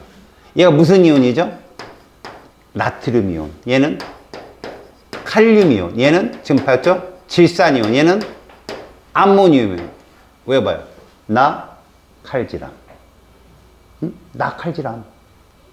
그럼 이게 어디 이용되느냐? 봐, 이런 거죠. 너희들이 침전 반응에 이런 반응을 볼 일은 없어요. 근데 또 사설 모의고사나 교육청 모의고사에 가끔 나오니까 중딩 때 이런 거 배우죠. 질산은 수용액에 염화나트륨 수용액을 섞으면 이런 화학 반응식이 있는데 이게 침전 반응이거든. 이때 나 칼질하라고 했잖아. 질 칼질하자. 나 칼질하자. 여기 있는 애들이잖아, 얘들이. 그럼 이것도 칼질되지. 누구만 남았어? 얘만 남았어. 이게 앙금이야. 알았니? 앙금을 다 외우는 게 아니라. 그럼 또 하나. 나 칼질하면 다 몇 가짜리야 보니까? 1가인 거야. 이렇게 외우는 거야, 그냥. 나 칼질하면 다 1가. 그럼 참고로 이런 것도 봐봐. 얘가 바륨 이온이거든. 얘가 칼슘 이온이야. 얘가 황산 이온이야. 얘가 탄산 이온이야. 자, 외워보자. 바카사탕. 바카사탕. 무슨 색깔이야? 흰색. 이거 다 흰색 앙금이야. 얘들이 만나는 게. 또 하나. 이게 다 금속이지. 무슨 결합이야? 이온 결합이야, 이거. 100%. 침전물 앙금은 다 이온 결합이네요. 맞아요. 이게 자연스러워 여러분들이 알아내는 거죠. 바카사탕 몇 가짜리냐? 2가짜리 다 외웠어. 이거야. 알았어? 황산바륨, 탄산바륨, 황산칼슘, 탄산칼슘은 앙금인 거야. 알았니? 이렇게 이온, 다원제 이온들을 다른 걸로 인해서 인지를 하도록 해. 외우려고 덤벼들지 말고. 알았어요? 물론 너희들이 탄산칼슘 이런 물질은 가끔 봐요. 자주 나오니까 이거 물속에서는 앙금이구나 라고 알아두면 도움이 되겠죠. 그래서 여러분, 식물은 이런 형태로 양분을 흡수할 수 있는데 땅속에 이게 없으면 식물은 생장을 못해요. 왜 그러냐고요? 이렇게 질소 화합물이 이렇게 만들어지고 질소 이온, 어떤 화합물이 될 수 있는 과정, 화합물이란 건 이제 혹은 질소 포함 이온이 되는 과정이 이런 경우밖에 없어요. 뿌리혹 박테리아. 이거를 우리가 보통 질소 고정이라고 부르거든요. 이 과정이 어떤 식물만 가능하냐? 콩과류 식물만 가능한데 완두콩, 강낭콩 이런 콩들은 척박한 땅에서도 잘 자라요. 왜요? 양분이 필요 없죠. 뿌리에 있는 뿌리옥 박테리아가 공기 중에 질소를 이렇게 만들어줘요. 그럼 식물은 그걸 갖고 단백질을 합성해서 뿌리옥 박테리아한테 공급해 주고요. 알겠습니까? 그 다음 두 번째 봐요. 공기 중에 질소가 이렇게 되는 경우가 있어요. 일산화질소나 이산화질소. 물론 얘가 공기 중에 빗물이랑 만나면 얘가 되는 거죠. 이게 땅에 딱 들어가면 식물이 흡수를 할 수 있는 거죠. 근데 이런 경우가 많지 않아요. 번개가 쳐야 돼요, 번개가. 그런 걸 뭐라 부르니까 방전이라고 하죠. 그러면 세 번째가 뭡니까? 바로 이거죠. 우리가 배웠던 질소비료입니다. 인간이 인위적으로 넣어주는 거. 그럼 과연 그럼 저렇게 흡수된 식물은 질소를 갖고 뭐에 이용하느냐? 보세요. 식물 같은 경우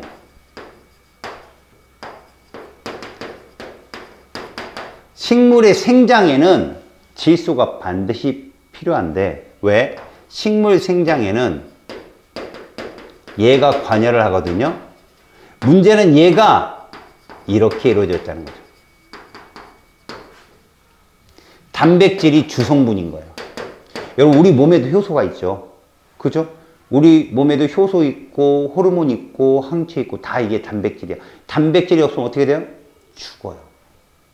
식물이 죽습니다. 그냥. 동물도 죽어요. 식물의 생장에 바로 이게 세포 분열인데 이런 데 효소가 관여를 한다. 그리고 그거를 통해서 아미노산이 합성이 되고 단백질이 만들어지는데 여러분 식물에 단백질 성분이 있어 없어? 있습니다. 아주 미량이나마. 많이 있는 콩가루 식물은 또 되게 많죠. 단백질 성분이. 그러니까 소가 풀만 먹어도 덩치가 이렇잖아. 맞지? 그런데 실제로 식물에게 중요한 건 생장에 필요한 효소의 합성이야. 호르몬도 있어, 식물도. 옥신 같은 호르몬은 굴광성이라도 빛을 싫어해서 반대편으로 가가지고 햇빛이 있는 쪽으로 식물이 굽잖아. 광합성을 잘 타려는 그 본질 때문에 그런 거거든. 그런 호르몬이나 효소나 이런 류의 주성분으로 식물은 저게 반드시 필요해. 그래서 식량 문제 해결을 해서 하버는 이력 큰 역할을 한 거지. 이거밖에 시험에 안 나온다. 3개. 원소, 화합물 찾는 거 나와. 알았지? 그 다음 이 개수 찾는 거 나와. 개수. 3대 1대 2 찾는 거. 알겠지? 그 다음엔 나올 확률이 없어. 얘들은. 그럼 그 밑에 있는 내용이 될 거 아니야. 나는 여기다 안 쓸 거거든. 그 밑에 내용이 봐봐. 곤충 먹자. 꽃도 먹자. 그죠? 미래식물 먹거리 확보 뭐 이런 거 있잖아. 가두리 양식도 하자. 안 나와. 알았니? 만약에 나왔어. 틀렸어. 자기가. 그럼 거기다 써놔. 파란색으로. 알았어? 나는 얘기 안 해줄 테니까. 오케이? 자, 두 번째입니다. 여러분.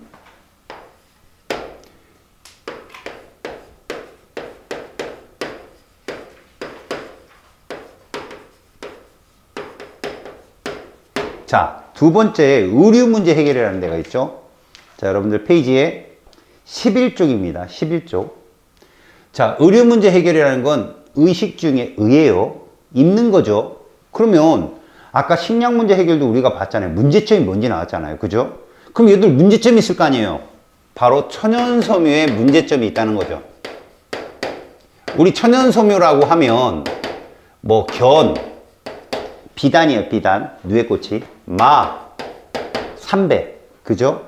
그 다음에 면, 목화 이런 애들이죠. 이게 천연섬유입니다. 그 다음에 피, 뭐 동물의 가죽 이런 게 있는데 이런 것들은 딱 두 가지가 걸려요. 첫 번째,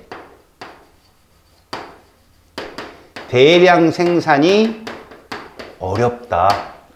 그러니까 값이 뭐다? 고가다.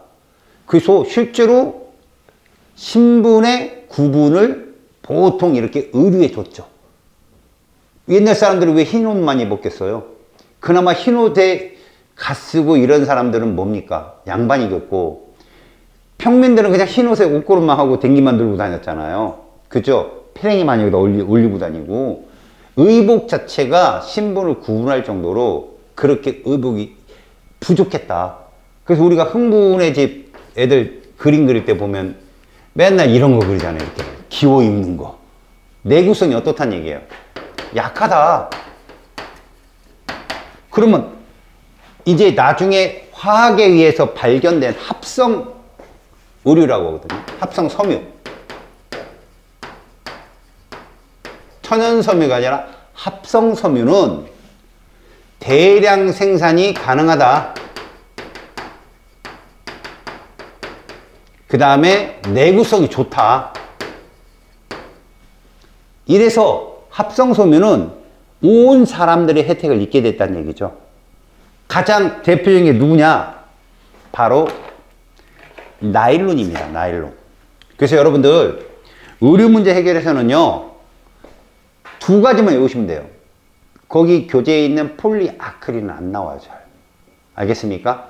자, 첫 번째요. 바로 나일론입니다. 자세히 배울 필요는 없어요. 66 나일론이 있고 77 나일론이 있고 67 나일론이 있고 이 6 숫자는 탄소의 숫자예요. 단위체. 그래서 뭐 에틸렌 디아민과 그다음에 아디포탈산이 만나서 나일론을 만들고 최초의 그 단위체거든요. 걔들이. 그런 나일론은 뭐 합성이 되어가지고 뭐 축합 반응을 통해서 이런 거는 다 일반화학 내용이고 그냥 여러분들 나일론 그러면 이 정도요. 내신에 나올 수 있는 거. 수능에 나오진 않고요. 헤로도스. 이 사람이 발견했어요. 알겠습니까? 이 사람이 발견했고 얘들의 타이틀은 이거예요. 최초 합성 섬유다 이거죠. 이 타이틀을 기억하세요. 최초 합성 섬유고 얘로서 밧줄, 여러분들 밧줄 새끼줄 말고요. 밧줄은 막 쭉 딸려가는 막 그런 줄 같은 경우 손 날아가요. 그죠? 쫙 마찰 때문에. 그 다음에 칫솔의 모, 그 다음에 스타킹, 이런 것들이 나일론이에요. 어떻습니까? 얘들은 질기죠. 굉장히 질깁니다. 두 번째요, 폴리에스터라는 놈이 있어요. 이 폴리에스터는 여러분들 타이틀이 뭐냐? 가장 널리 사용되는 합성섬유예요. 그럼 어디에 이용되는 건데 학생들이 가장 많이 이용해? 교복이야, 교복. 니네 교복만 기억하면 돼. 교복에 주름 딱 있지. 그 아무리 빨아도 가시대 그대로 있대. 그대로 있지. 구김이 없다. 이게 폴리에스터의 특징이야. 또 하나, 비 맞지? 좀 있으면 어떻게 되냐? 금방 마르지. 흡습성이 없다. 그럼 얘가 흡습성이 없으면 얘는 흡습성이 좋지. 결국 뭐지? 얘 같은 경우 인간이 어떻게? 속옷으로 쓰잖아. 계속 땀을 흡수하고 그러니까. 이걸 나일론 입는 사람은 없잖아. 그지? 그러니까 결국 얘가 발견돼서 의복의 혜택은 있었지만 같이 쓴다. 결국 같이 사용한다. 그래서 너희들 교복도 뭐 면 몇 프로, 에스터 몇 프로 이렇게 써 있잖아. 그래서 면이 많이 섞이잖아. 구김이 많아. 뭐 현명한 그지? 그런 김모 씨, 모서령 씨보다는 현명한 좀 비싸잖아. 그 면 좀 섞이면 막 구김도 많고 그래. 오히려 좀 싼 게 구김 없고 그렇다니까. 그다음 와이셔츠. 그 다음에 양복이라고 그냥 양복 바지 이런 것들이 대부분이 다 폴리에스터야. 정말 많이 쓰이죠. 자, 폴리아크릴. 그럼 뭐 니트에도 쓰이고 양말에도 쓰이고 막 이런 말이 있는데 그런 것보단 소방서 직원이 들어갔어요. 불에 그 방화복으로 쓰이는 경우도 있거든. 그런 거는 극히 국한적인 거니까 이 둘은 꼭 암기를 해놔야 돼. 그 다음 생각하자. 니들 나일론하고 폴리에스터, 스타킹 이런 거 아는데 이 불에 약하냐 강하냐? 상식적으로 봐봐. 이거 의외로 쉬운데 니들이 놓친다? 니네 옷 불에다 던져봐. 타 안 타? 당연히 타지. 불에 매우 약해. 얘도 약해. 옷 다 약해 원래. 불에 매우 약한 애들이야 다. 알겠어? 불에도 합성섬유 자체가 그래. 탄소화물이기 때문에 불에 매우 약하다. 그러니까 여기서는 너희들이 탄소화물이라는 걸 안 배웠잖아. 그래도 나중에 뒤에서 탄소화물을 배우면 여기다 탄소화물을 써줘야 돼. 알았니? 불에 약하다 얘들은. 알았지?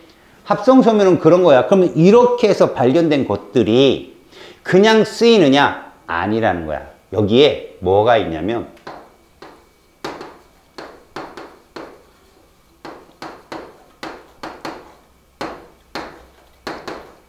얘의 발견도 한몫했어. 합성염료. 이거 말라리아 치료제 연구하다가 우연히 발견한 거거든. 근데 무슨 색깔이래? 퍼플이라고 써있어. 퍼플. 니네 퍼플이 무슨 색깔이야? 보라색이지. 근데 그거 진짜 명을 보면 바이올렛이라고 돼 있어. 우리가 그 과학적인 용어로 빨주노초 파남보를 따질 때는 바이올렛이라는 표현을 쓰는데 패션학계에서는 퍼플이라고 그래. 그러니까 밝은 보라라고 보면 돼. 알았지? 이것을 출발로 염료가 되게 많이 발달하고 색깔이 많이 찾아졌어. 그리고 나서 의류가 다양해진 거지. 옛날에는 염료가 없었냐? 있지. 청포에서 뽑아내고 뭐 어디 꽃에서 뽑아내고 엄청 오래 걸리고 그걸 물들이는데도 오래 걸렸단 말이야. 그래서 실제로 내가 신분의 차이를 그 옷에서 한다는 건 비단 같은 게 그 염료를 입힌 거거든. 근데 거기에 자수를 놓는다? 이건 굉장히 신분이 높은 거야. 그래서 너네들 보면 옛날 이거 고증이 안 됐다 뭐 이런 얘기 많이 나오잖아. 그 밑에 댓글에. 막 일반 양반이 막 여기 막 꽃무늬 있고 뭐 이런 거. 여자들 보면 막 한복이 막 휘황찬란하잖아. 그런 애들은 왕족도 못 입었어. 솔직히 말하면. 너무 귀해서. 알았어? 근데 우리나라는 보면 일반 양반이 그런 거 입고 나오고, 막. 일반, 뭐, 거기, 마님인데, 뭐, 그런 거 입고 나오고. 그럴 수는 없다. 일반 양반들도 고위 자제들 아니면, 그러니까 한양이나 가야 그런 사람이 한 명 나타나고 그랬어. 의복이 굉장히 컸단 말이야. 그만큼 염료에 그 인간이 염료를 만들어내는, 그리고 그걸 염색하는 과정이 되게 어려웠다는 거. 거기다 자수까지 넣는다? 대단한 거지. 비단은 색깔로만 팔았다고. 그 비단을 사다가 굉장히 높은 수당을 주고 직접 자수를 뜬 게 이제 임금들이, 그 용자수 막 놓잖아, 금으로. 대단한 거야, 그거는. 웬만한 용포는 웬만한 사람 만들지도 못해요. 근데 뭐 우리나라는 흔하죠. 막 아무나 다 입고 나오잖아. 그건 되게 어려웠던 얘기다. 고증이 안 됐다. 자, 그 다음 미래는 뭐 그냥 사이즈, 프리 사이즈다. 입으면 딱 맞고, 뭐 그 미래 영화 보면 그러잖아. 신발 신으면 제가 딱 알아서 조여주고 막 이러는 거. 그런 건 이제 옛날 얘기니까 나오지도 않아, 이제. 알았지? 이제 세 번째. 주거 문제의 해결. 여기서 첫 번째가 누구냐? 주거 문제에서 생활적 측면 한번 볼게. 우리가 집에서 생활할 때 얘를 사용한다.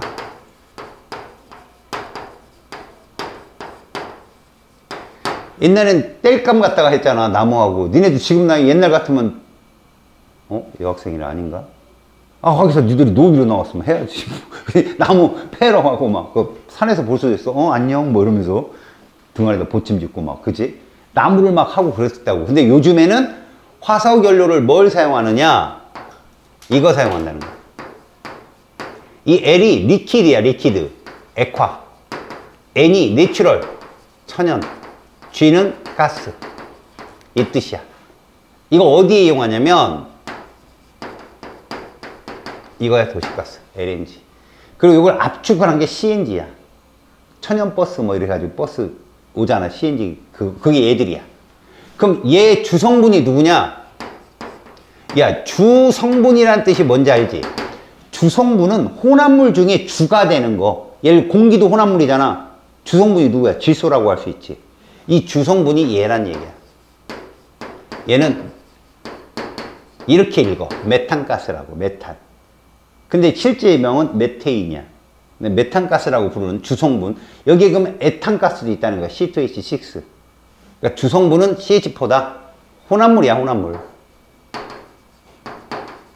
얘는 혼합물이다. 잘 나와, 혼합물이란 말. 알았지? 그 다음에 LPG란 말 많이 들었지? L은 액화. P가 석유야. 액화 석유가스. 이렇게 해서 볼까? 액화 석유가스. LPG. 알겠죠? 그래서 LPG는 니네도 알다시피 자동차 연료. 택시들이 LPG 연료 많이 쓰잖아. 그지? 얘도 역시 혼합물이거든? 그럼 누구누구가 섞였나 봤더니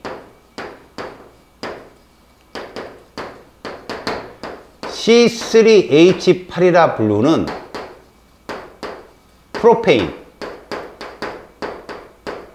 프로페인하고 그 다음에 뷰탄가스라고 부르는 뷰테인, 얘들이 섞여 있다는 거야. 이렇게 주성분이. 참고로 니네 얘 공유결합 물질이지. 왜? 금속이 없잖아. 이것도 공유결합 물질이지. 그럼 분자거든.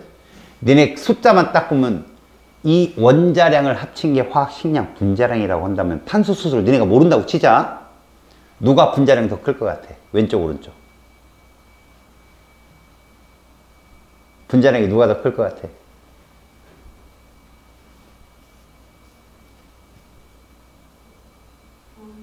당연한 거 아니야. 숫자가 많잖아. 아니, 같은 탄소 수소인데 얘가 더 많이 있잖아. 그럼 얘가 분자량 크겠지. 분자량 크면 끓는 점이 높아.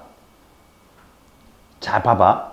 끓는 점이 높으면 연료로서 효율성이 좋을까 나쁠까? 이걸 잘 생각해봐. 나쁘단 말이야, 얘들아. 연료는 기화가 돼서 불이 붙어야 돼. 알았어? 너네 양초가 파라핀이잖아. 고체잖아. 근데 불을 붙이면 얘가 뭐로 변해? 거기가 액체로 변하지. 그럼 그 액체가 기화가 심지를 타고 올라가서 불이 붙는 거라고. 결국은 끓는 점이 낮아야 불이 잘 붙어요. 얘가 낮다는 얘기야. 분자량이 작을수록 끓는 점이 낮아요. 분자간 인력이 약해서. 그럼 잘 들어봐. 여름철에는 뜨겁지. 여름철에 뜨거우면 LPG도 폭발할 위험이 크잖아. 누구 많이 섞을래? 끓는 점이 너무 더워지면 폭발할 수도 있잖아. 누굴 더 많이 섞을래? 둘 중에? 얘를 더 많이 섞는다고. 끓는 높은 애를 많이 섞어요. 근데 겨울철은 춥잖아. 누굴 더 많이 섞을래? 왼쪽. 이런 식의, 이런 게 전혀 의도치 않은데 이런 상식이 나온다고, 문제에. 알았어? 자, 여기서 하나. 분자량이 크면 끓는 점이 어떻다고? 같이 높아진다고. 얘가 높아, 끓는 점. 알겠지? 그냥 참고로 알려주는 거다. 자, 이런 연료를 사용하고, 그 다음에 주방에서 이걸 쓴다고. 이걸 우리는 뭐라 부를까? 합성 수지를 플라스틱 이렇게 불러. 니네 플라스틱 그냥 편견 없이 생각해봐. 아, 딱딱하다 이런 느낌 들지? 아니야. 너희들 이게 이니셜이거든. P가 뭐 다양한 이런 뜻이야. 폴리. 알았어? 이가 에틸렌. C가 2개짜리거든. 폴리에틸렌이라는 플라스틱이 누구냐면 공통점. 파리바게뜨, 뚜레쥬르, 뭐야? 빵집이지. 거기 빵 팔지. 그 빵이 어디에 담겨 있대? 그냥 이렇게 놓여져 있는 빵, 금방 구운 빵도 있지만 어디에 다 담겨져 있어. 비닐봉지 담겨 있지. 투명한 거. 그게 얘야. 걔가 플라스틱이라니까? 슈퍼 가면 검은색 비닐봉지에 담아주지. 그게 플라스틱이야. 합성수지. 자, 이 비닐봉지나 화이트 빵봉지나 불에 강할까 약할까? 약하지. 야, 네가 낫다. 아까 남학생들보다. 이러더라고, 걔들은. 아니, 불을 붙여봐야 알아. 딱 봐도 불에 약하게 보이잖아.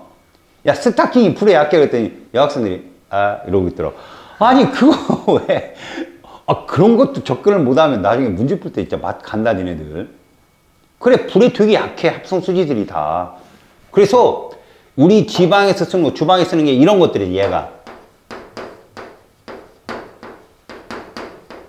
락앤락 있잖아. 근데 락앤락 뚜껑이 뭐냐? 고무지. 걔는 합성고무라고 한다고. 내가 지금 무슨 말을 되게 많이 썼어? 합성섬유, 합성고무, 합성수지. 뭐를 계속 쓰고 있어? 합성. 그게 석유화학 제품이라고. 니들이 석유를, 이제 휘발유를 쓰지 않고 전기 자동차를 쓰면 석유는 캐지 않아도 되겠군. 아니라니까. 연료는 극히 20% 내지 21% 정도밖에 안 돼. 나머지 그럼 79%에 해당되는 게 다 누구냐 이거야. 의복, 그 다음 니들 쓰는 플라스틱, 그 다음 니들이 신고 있는 고무. 알았어? 그거의 원료라니까. 석유는 앞으로도 계속 소모된다. 알겠지? 이런 것들이 생활적 측면이고, 자, 그럼 두 번째로 주거적인 측면을 한번 볼게. 여기서 시험에 나와. 자, 주거적 측면.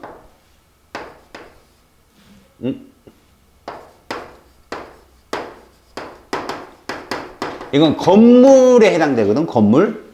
제일 먼저 사용되는 게 누구냐? 철이야.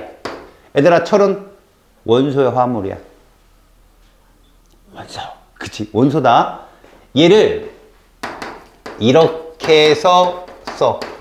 철광석을 철로 재련을 해서 쓴다고 그래. 이거 산화하는 반응이거든. 알았지? 근데 이 철이 정말 많이 쓰여. 실제로 이건 그냥 들려가는 말인데 학교 선생님들이 혹시나 얘를 자세하게 써줄 수도 있어. 철광석이 요렇게 생겼어, 얘들아. 화물이지. 그냥 물어볼게. 틀려도 괜찮아? 쟤 무슨 결합이냐? 1번 이온결합, 2번 공유결합, 3번 금속결합. 그래, 잘했어. 야, 이 정도만 해도 니네는 잘해. 아, 금속이 들어갔고 화합물이잖아. 끝이 아니야? 그지? 아, 이거 금속인데 여기 들어갔네? 이온결합이죠. 얘를 철과 이산화탄소로 뽑아내는 거야. 그럼 여기다 뭘 집어넣냐면 코크스라는 탄소를 집어넣어요. 탄소라고 해서 코크스 그 처음 들어보면 아니야. 니네 그 샤프 있지? 막 샤프 갖고 이질하잖아. 공부하기 싫을 때. 손 쓱 묻혀 옆친구 쓱. 이게 코크스야. 탄소가루. 얘를 집어넣으면 얘가 불완전 연소가 되는 일산화탄소가 되거든. 걔랑 만나서 철을 환원시켜. 알았어? 그러면 재련된 철은 탄소를 포함하게 돼 있어. 탄소가루가 포함되어 있다고. 이런 철이 선철이야. 되게 단단해. 그래서 얘는 건물 세울 때 빨간색 철기둥 막 세워갖고 그냥 거기다 철 막 엮어서 뭐 상가 같은 거 세우잖아. 그게 선철이거든. 옛날에 니네가 영화 같은 데 보면 칼 어디서 만들대? 칼. 이렇게 해서 어디서 만들어? 이거. 그 장소를 몰라? 역사를 몰라? 대장간. 그지? 거기서 뭐, 이러고 만들잖아. 그리고 어떡하대? 찬물에 막 넣었다가 갑자기 또 어디다 넣어? 불구덩이 넣지. 그리고 꺼내서 또, 하다가 찬물에다가 또 넣지. 이게 담금질이라고 하거든? 근데 얘를 왜 불구덩이에 집어넣을까? 거기에 나무가 타고 있잖아. 넣으면서 탄소가 들어가라고 하는 거야, 거기에. 그래서 다시 넣고 때려. 그리고 찬물에 식혀. 그냥 또 넣어. 때려. 이걸 얼마나 반복하냐에 따라서 이 철에 탄소가 많이 함유되면 이 철이 어떨까? 칼이 단단해지는 거야. 이 담금질이라고 하는 거거든. 근데 너무 단단하면 우리가 변형해서 쓰기 어렵잖아. 그래서 가열을 해서 탄소를 빠져나가게 만들어. 그럼 좀 더 부드러운 철이 되거든. 그게 강철이야. 강철은 우리가 뭐 제일 강한 철인 줄 알지. 그치? 강철이 두 번째로 강한 거야. 선철이 제일 강한 거야. 강철은 우리가 뭐 무기를 만든 거나 자동차 프레임 같은 거 만들 때 써. 그러니까 이런 것들을 약간 조작을 하기, 규형하기 좀 편한 상태? 근데 더 가열해서 탄소를 모두 뽑아내잖아? 그럼 철사줄이 돼. 철사줄 어때? 되게 부드럽지? 연철이라고 그래. 그런 건. 알았어? 그러면 어차피 재련소에서 나온 철도 순물질이 아니야? 아니야. 용액이야. 합금이라고. 강철, 우리가 보통 탄소강이라는 말 쓰거든. 강철, 연철, 뭐 선철을 모두 탄소강. 철에 탄소가 혼합된 거야. 알았지? 이런 것들 학교 선생님이 슬쩍 던져줄 수도 있어. 근데 너네가 지금 한번 들어보면 옛날에 들었던 말 같은데? 그러면 되는 거야 그냥. 알았죠? 여기부터 이제 시험에 나옵니다. 여기부터. 자, 시멘트예요. 시멘트. 뭐 시멘트 모르는 사람 없잖아. 그죠? 시멘트 본 적은 없죠? 시멘트 직접 이렇게 만져본 적은 없잖아요. 그죠? 여러분, 시멘트가, 자, 제가 이렇게 화학식을 썼어요. 원소의 화합물이에요. 화합물이에요. 자, 얘 무슨 결합 같아요? 공, 이온. 왜요? 뭐가 보여요? 맞아요. 박하. 기억나요? 박하. 걔가 금속이었어요. 박하가. 이런 것이 자꾸 반복되는 거예요. 외우려고 덤비는 게 아니라, 그러네? 아까 본 거네? 이렇게 자꾸 보여지면 됩니다. 얘 이온 결합이에요. 칼슘이 양이온이기 때문에 그래요. 얘를 잘 보세요. 이렇게 표시하면 이게 가열이라는 뜻이에요. 가열. 가열하면 얘가 이게 돼요. 여기 다 화합물이죠. 얘 무슨 결합? 당연하죠. 칼슘이 있으니까. 얘 무슨 결합? 그렇지. 그렇게 구분하는 거라고. 얘만 분자예요. 얘만 분자입니다. 아시겠어요? 공유결합한 애들만 분자거든. 그러면 우리는 얘를 생석회라고 불러요. 그럼 얘는 지구과학에서 뭐라고 하느냐? 얘라고 불러요. 폐적하며. 어느 도에 많아요? 석회암. 그럼 동굴 얘기해봐요. 동굴.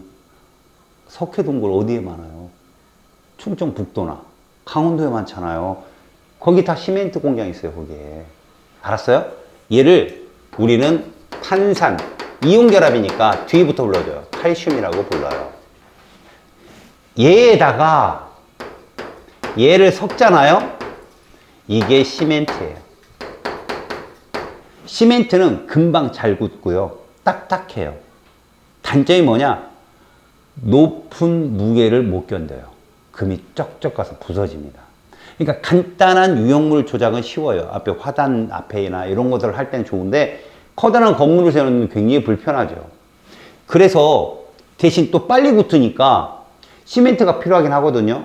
그래서 시멘트를 먼 데서 가지고 오려고 어떤 자동차가 와요.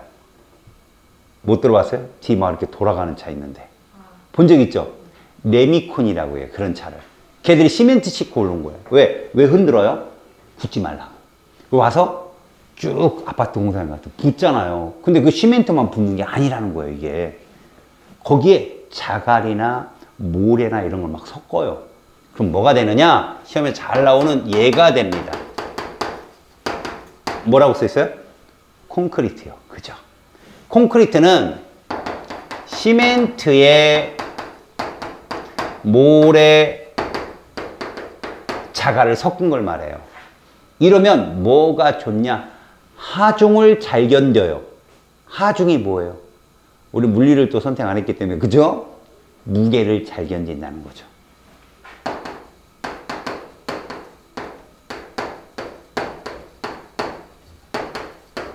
그래서 뭐 하중은 무게라고 보시면 돼요. 무게. 하중에 잘 견딘다. 이렇게 보는 거죠. 콘크리트가 이런 특징이 있어요. 근데 얘가 무게는 잘 견디는데 좌우 흔들림에 약해. 쌤, 건물이 좌우가 흔들려요. 여러분, 50층이 넘어가잖아요. 좌우 1m씩 흔들린답니다. 건물이. 그 공기 바람에 의해서. 그래서 좌우 흔들리면 콘크리트는 그냥 뻐개집니다. 그래서 옛날 사람들의 지혜를 이용한 거예요. 뭘 이용하냐? 옛날에는 초가집을 지을 때 점토로, 찰흙으로 졌잖아요. 그죠? 그 짓다 보니까 얘가 딱딱 마르면 이게 1년 지나고 2년 지나면 발로 탁 차면 무너져요. 뻑하고. 찰흙 해봤죠? 똑같아요. 그거랑 똑같아요. 딱딱하게 굳으면 몇 년 있으면 점이 쩍쩍하고 부서져요. 그래서 사람들이 안 부서지고 얘를 유지하는 방법이 없을까? 그러다가 뭘 기억하냐? 볏짚 있죠, 볏짚. 그걸 섞는 거예요. 그럼 걔들이 가느다란 세포줄처럼 얘를 잡아주는 거죠. 뻑쳐도 안 밀려요. 이렇게 잡혀 있어서. 그래서 여기다 뭘 넣느냐? 얘를 넣게 됩니다. 뭡니까? 철근 콘크리트요. 그러면 좌우 흔들림에 강하죠. 좌우로 흔들리는 것도 강하고, 그 다음 하중도 강하니까 지진이나 이런 거에 피해가 좀 덜하겠죠. 요즘엔 천당공법 해가지고요, 이렇게 기둥이 있는데 여기다 동그란 추를 놔요. 흔들려도 기둥을 잡게. 일본에서 개발한 거예요. 일본 지진이 심하니까. 알겠어요? 그래서 여러분들 보면 피해가 큰 나라들 지진 났을 때 어디, 이번에도 뭐 지진 났다며. 그 중국에. 그래서 다 걔들이잖아. 터키 이쪽. 왜 그럴까요? 그렇게 평생 지진이 한 50년만, 한 60년만 지진이 아니라도 건물을 다 그렇게 날려짓는다는 거예요. 뭐 안정하다고 생각하니까. 그거 다 무너지는 거예요. 근데 일본은 지진 1년에 멀다고 계속 나잖아요. 그러니까 그렇게 짓는 거고. 우리나라도요, 지진 나면 무너질 건물 엄청 많아요. 요즘 새로 진 건물 말고. 아니, 새로 줘도 무너질 거예요, 아마. 준비를 안 해가지고. 지금 그런 거예요. 여기까지 시험에 출제돼요. 특히 철근 콘크리트 잘 나와요. 이 철근 숫자 뺐다가 부실공사 나오고 난리 나잖아요. 그죠? 그 다음에 나오는 게 뭔가 보세요. 유리 나오죠? 알루미늄 나오죠? 페인트 나오죠? 특히, 그럼 여러분들이 이걸, 나는 쉬워서 안 써줘? 아니에요. 내신은 꼼꼼하게 적어 놓았어요. 어디서 봐라. 양적 관계 문제는 어려워서 틀리고, 여기는 실수해서 틀리고, 그럼 점수 뭐 나올 게 있냐? 없지. 꼼꼼하게 봐두라고. 자, 알루미늄.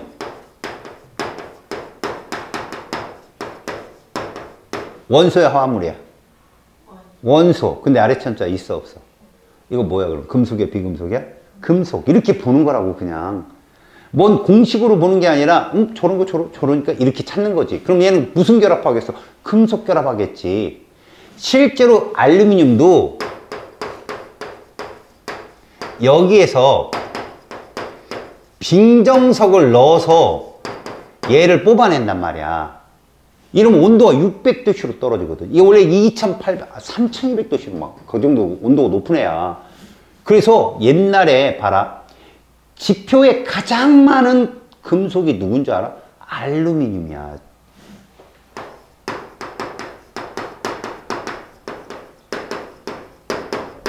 이게 지표를 구성하는 구성 원소야. 얘들은 비금속 아니야, 얘들은. 그치? 그럼 금속 중에는 알루미늄이 제일 크거든? 근데 왜 인류는 알루미늄을 쓴 게 그렇게 늦을까? 제가 반응성이 워낙 좋아서 이렇게 존재해. 이거를 이렇게 불러요. 보크사이트라고 그래. 이게 고온 고압을 받잖냐? 뭐가 되는 줄 알아? 루비가 돼, 루비. 알았어? 그러니까 이 보크사이트가 지표상에 제일 많은데도 인류가 이렇게 환원시키질 못했던 거지. 실례로 알렉산더 대왕 있지? 그 사람의 나라를 거의 유럽을 딱 통일했잖아. 그래서 자기 그 각 나라의 왕들을 불렀단 말이야. 그 사람들 금관을 썼던, 금이 엄청 무거워요, 알아요? 선덕여왕도 뭐 금관, 걔들은 얇아요. 그래서 우리나라 기술력이 좋은 겁니다. 외국은 두꺼워요, 금관이. 그러니까 목 디스크고 뭐 그러죠. 뭐 왕들은 금관에, 금나이프에, 금접시에 이런 거 주고 자기 뭐 쓴 줄 알아요? 알루미늄 관에, 알루미늄 나이프. 그러니까 요즘 말하는 창틀 있죠, 샤시 쓴 거예요, 머리에다가. 이러고. 왜 귀에 쓰니까 알루미늄이 엄청 비쌌대요, 그때는. 완전 고급 금속이었거든요. 근데 훅이라는 과학자가 그 사람 그 자서전에 있어요. 고등학교 과학쌤이, 야, 니네 알루미늄 요거 이렇게 환원시키는 기술 개발하면 평생 먹고 살아. 그래서 후크가 그걸 찾은 거야. 평생 먹고 살 줄 알고. 근데 이렇게 찾아오니까 알루미늄이 지구상에 제일 많은 거지. 그래서 너도 지금 하다 지금 똥값이야. 구리보다 싸. 구리는 전선 1m가 33,000원 막 이래. 알았냐? 그래서 전선 10m만 끊어도 30만 원이야. 옛날 IMF 터졌을 때 전선 끊어가는 사람이 그렇게 많았대. 할아버지 망 보고 할머니 운전대 잡고 아빠랑 아들이랑 가서 끊고 엄마랑 같이 나누고 집안이 모두. 그래서 한국전력공사가 횃불 들고 지키고 산 꼭대기 사람들 없는 데서는 막 지키고 그랬을 때. 요즘에는 다 땅속으로 넣잖아, 선을. 그나마 그래서 전봇대가 없지만. 그래서 얘를 쓰게 된 거지, 알루미늄을. 지금 똥값이야. 근데 이게 창틀 같은 데 쓴다는 거지. 재련 과정. 이건 전기분해다. 안 나와, 시험에 잘. 그 다음에 유리 있잖아, 유리. 유리는 모래를 가공해서 뭐 이렇게 나오잖아. 비결정성 고체며 산란을 잘하니까 우리가 거울로 쓰는 거지. 그죠? 그 다음 페인트는 외부의 물과 산소를 차단하기 위해서 금속의 부식을 막아준다. 이런 거. 그 다음에 미적 환경도 조성해 주잖아. 그치? 그런 게 끝이라고. 알았어? 자, 그러면 마지막이야.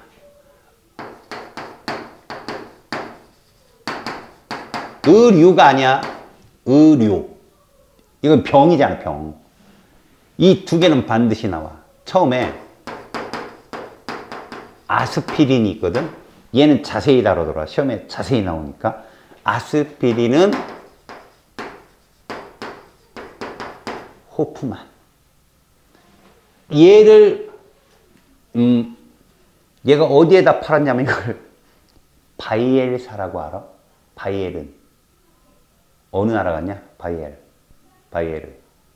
제2외국어 뭐야? 아, 니폰, 니혼고 데스까? 아, 하나다. 그치?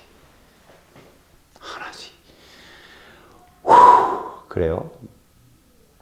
일본어 열심히 하겠네. 선생님 일본어를 한 2년 배웠어요. 다 까먹었어요.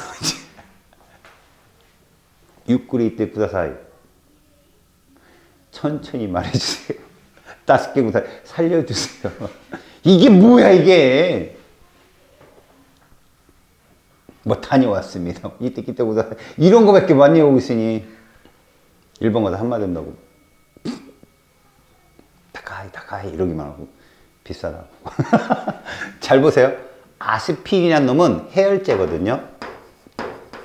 이걸 바이엘사가 사요. 독일이에요, 독일. 이 바이엘사가 세계 5대 기업에 들어가요. 얘만 만들어요. 근데 이 아스피린이 해열제인 줄 알고 팔았는데 혈액을 용해시키는 작용이 있어요. 그러니까 뭐 고지혈증 환자들은 혈액 속도가 순환 속도가 느리잖아요. 아스피린 먹으면 되게 빨라요. 단점이 있어요. 아스피린을 섭취하는 사람은 수술할 때 되게 위험도가 커요. 혈액이 응고되지 않기 때문에. 그래서 아스피린 섭취하는 사람은 고위험군에 속해요. 그래서 어떤 장기적으로 이렇게 수술을 할 때가 잡히면 아스피린 섭취를 줄이고 막 이래요. 알겠습니까? 근데 이 아스피린이 어떻게 만들어지느냐? 얘하고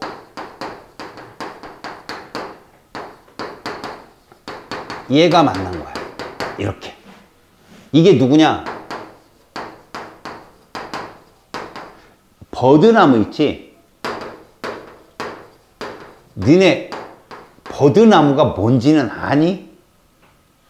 알아요? 본 적 있어요? 있어요? 시냇가 같은 데 가면 이렇게 바위도 있고 풀도 있고 그런데 나무 하나가 이렇게 큰데 이렇게 쭉 늘어진 거 있어. 봄에 가면 여기를 톡 치잖아? 그리고선 양쪽을 딱 자른 다음에 흠집을 해가지고 요리를 빼면 쏙 빠져, 껍데기가. 그 속은 하얗다? 이 껍데기 가지고 이렇게 칼집 내가지고 풀피리 불고 막 이런데 한 번도 해본 적은 없어. 왜? 나는 똑똑한 사람이잖아. 그 애기 얘야. 먹으면 구토가 나와요. 하지 마세요, 여러분들. 끝납니다, 인생. 알았어요? 여기에 이 성분이 많이 들어있는 거죠. 얘가 만나면 이 물질이 돼요. 그리고 얘가 나와요. 이 축합중합인데 얘를 아스피린이라고 불러요. 얘를. 알겠어? 여기에다가 살리산에다가 메탄올이라고 공업용 알코올이 있거든요. 걔를 넣잖아요. 그럼 살리실산 메틸이라는 물질이 나오는데 걔는 물파스예요. 다 진통제예요. 진통제. 해열제 진통제거든요. 최초 이거예요. 최초 의약품. 타이틀은 아까 최초 합성섬유가 이름이 뭐였어? 그렇지. 최초 의약품은 아스피린이죠. 아시겠습니까? 이거 구조식으로 그리고 한 건 탄수화물에 다시 한번 보여줄 거예요. 두 번째 바로 페니실린이 있어요. 여기에 뭐라고 적혀 있지? 플레밍이라고 써 있는데 이거 구라예요, 여러분. 페니실린을 만든 과학자는 젊은 과학자 둘이에요. 듣보잡이죠. 영국에서 이 페니실린 중요한 타이틀 이거예요. 최초 항생제. 항생제 중에 최초예요. 근데 이 항생제가 뭔 뜻이냐? 세균을 죽이는 약품이에요. 바이러스는 못 죽여요, 여러분. 감기가 바이러스야, 세균이야? 그쵸. 잘 모르겠죠. 생명을 선택했잖아요. 그죠? 그러니까 괜찮아요. 배우면 됩니다. 배우면은 뭐 그게 없으니까. 코로나가 뭐예요? 그쵸. 감기가 바이러스예요.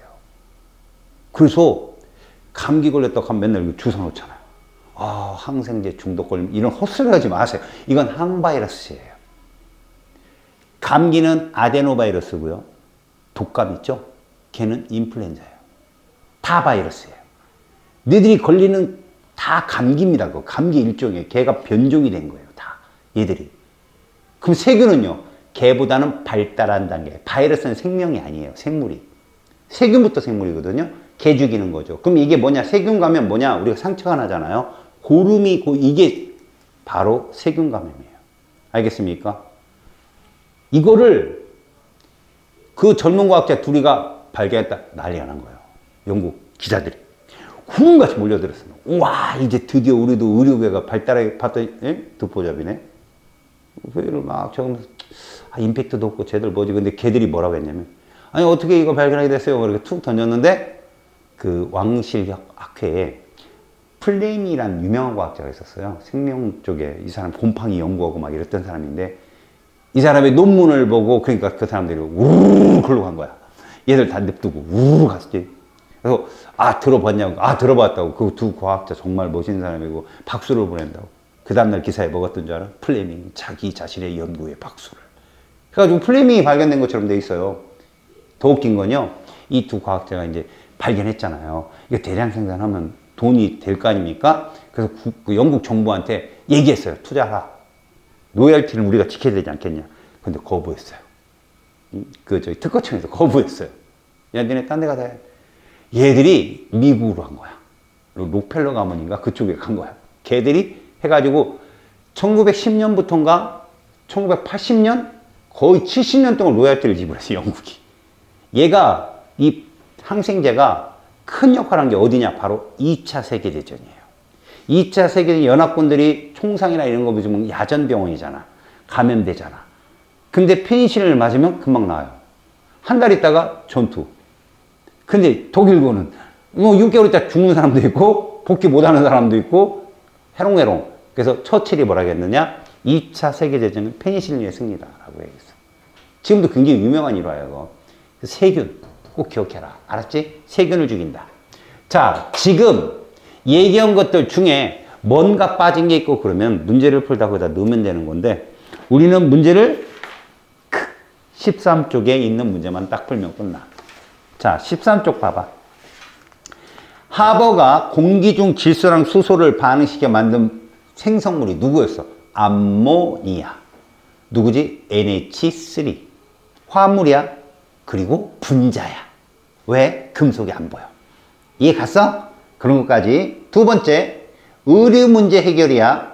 천연소묘는 값이 비싸고 대량 생산 안 돼. 그러니까 얘는 X지요. 합성섬유가 개발되면서 천연섬유를 완전히 대체했어? 아니야. 혼종으로 쓰고 있잖아. 그죠? 그래서 면 몇 프로, 폴리에스터 몇 프로 이런 게 대부분이란 말이야. X. 나일론 최초의 합성섬유 케라도스. 정답이야. 폴리에스터는 가장 널리 사용되는 합성섬유 맞아요. 와이셔츠, 교복, 양복. 합성 염료 개발로 다양 색깔의 의류를 입을 수 있었죠. 맞습니다. 자, 세 번째. 합성 섬유와 그 이용. 나일론은 무조건 어디로 갈까? 스타킹으로 가야죠. 폴리에스터는 양복으로 가야죠. 그럼 폴리아크릴은 니트로 가면 됩니다. 자, 네 번째. 주거 문제예요. 화석연료는 가정에서 난방과 취소에 사용된다. 맞는 표현.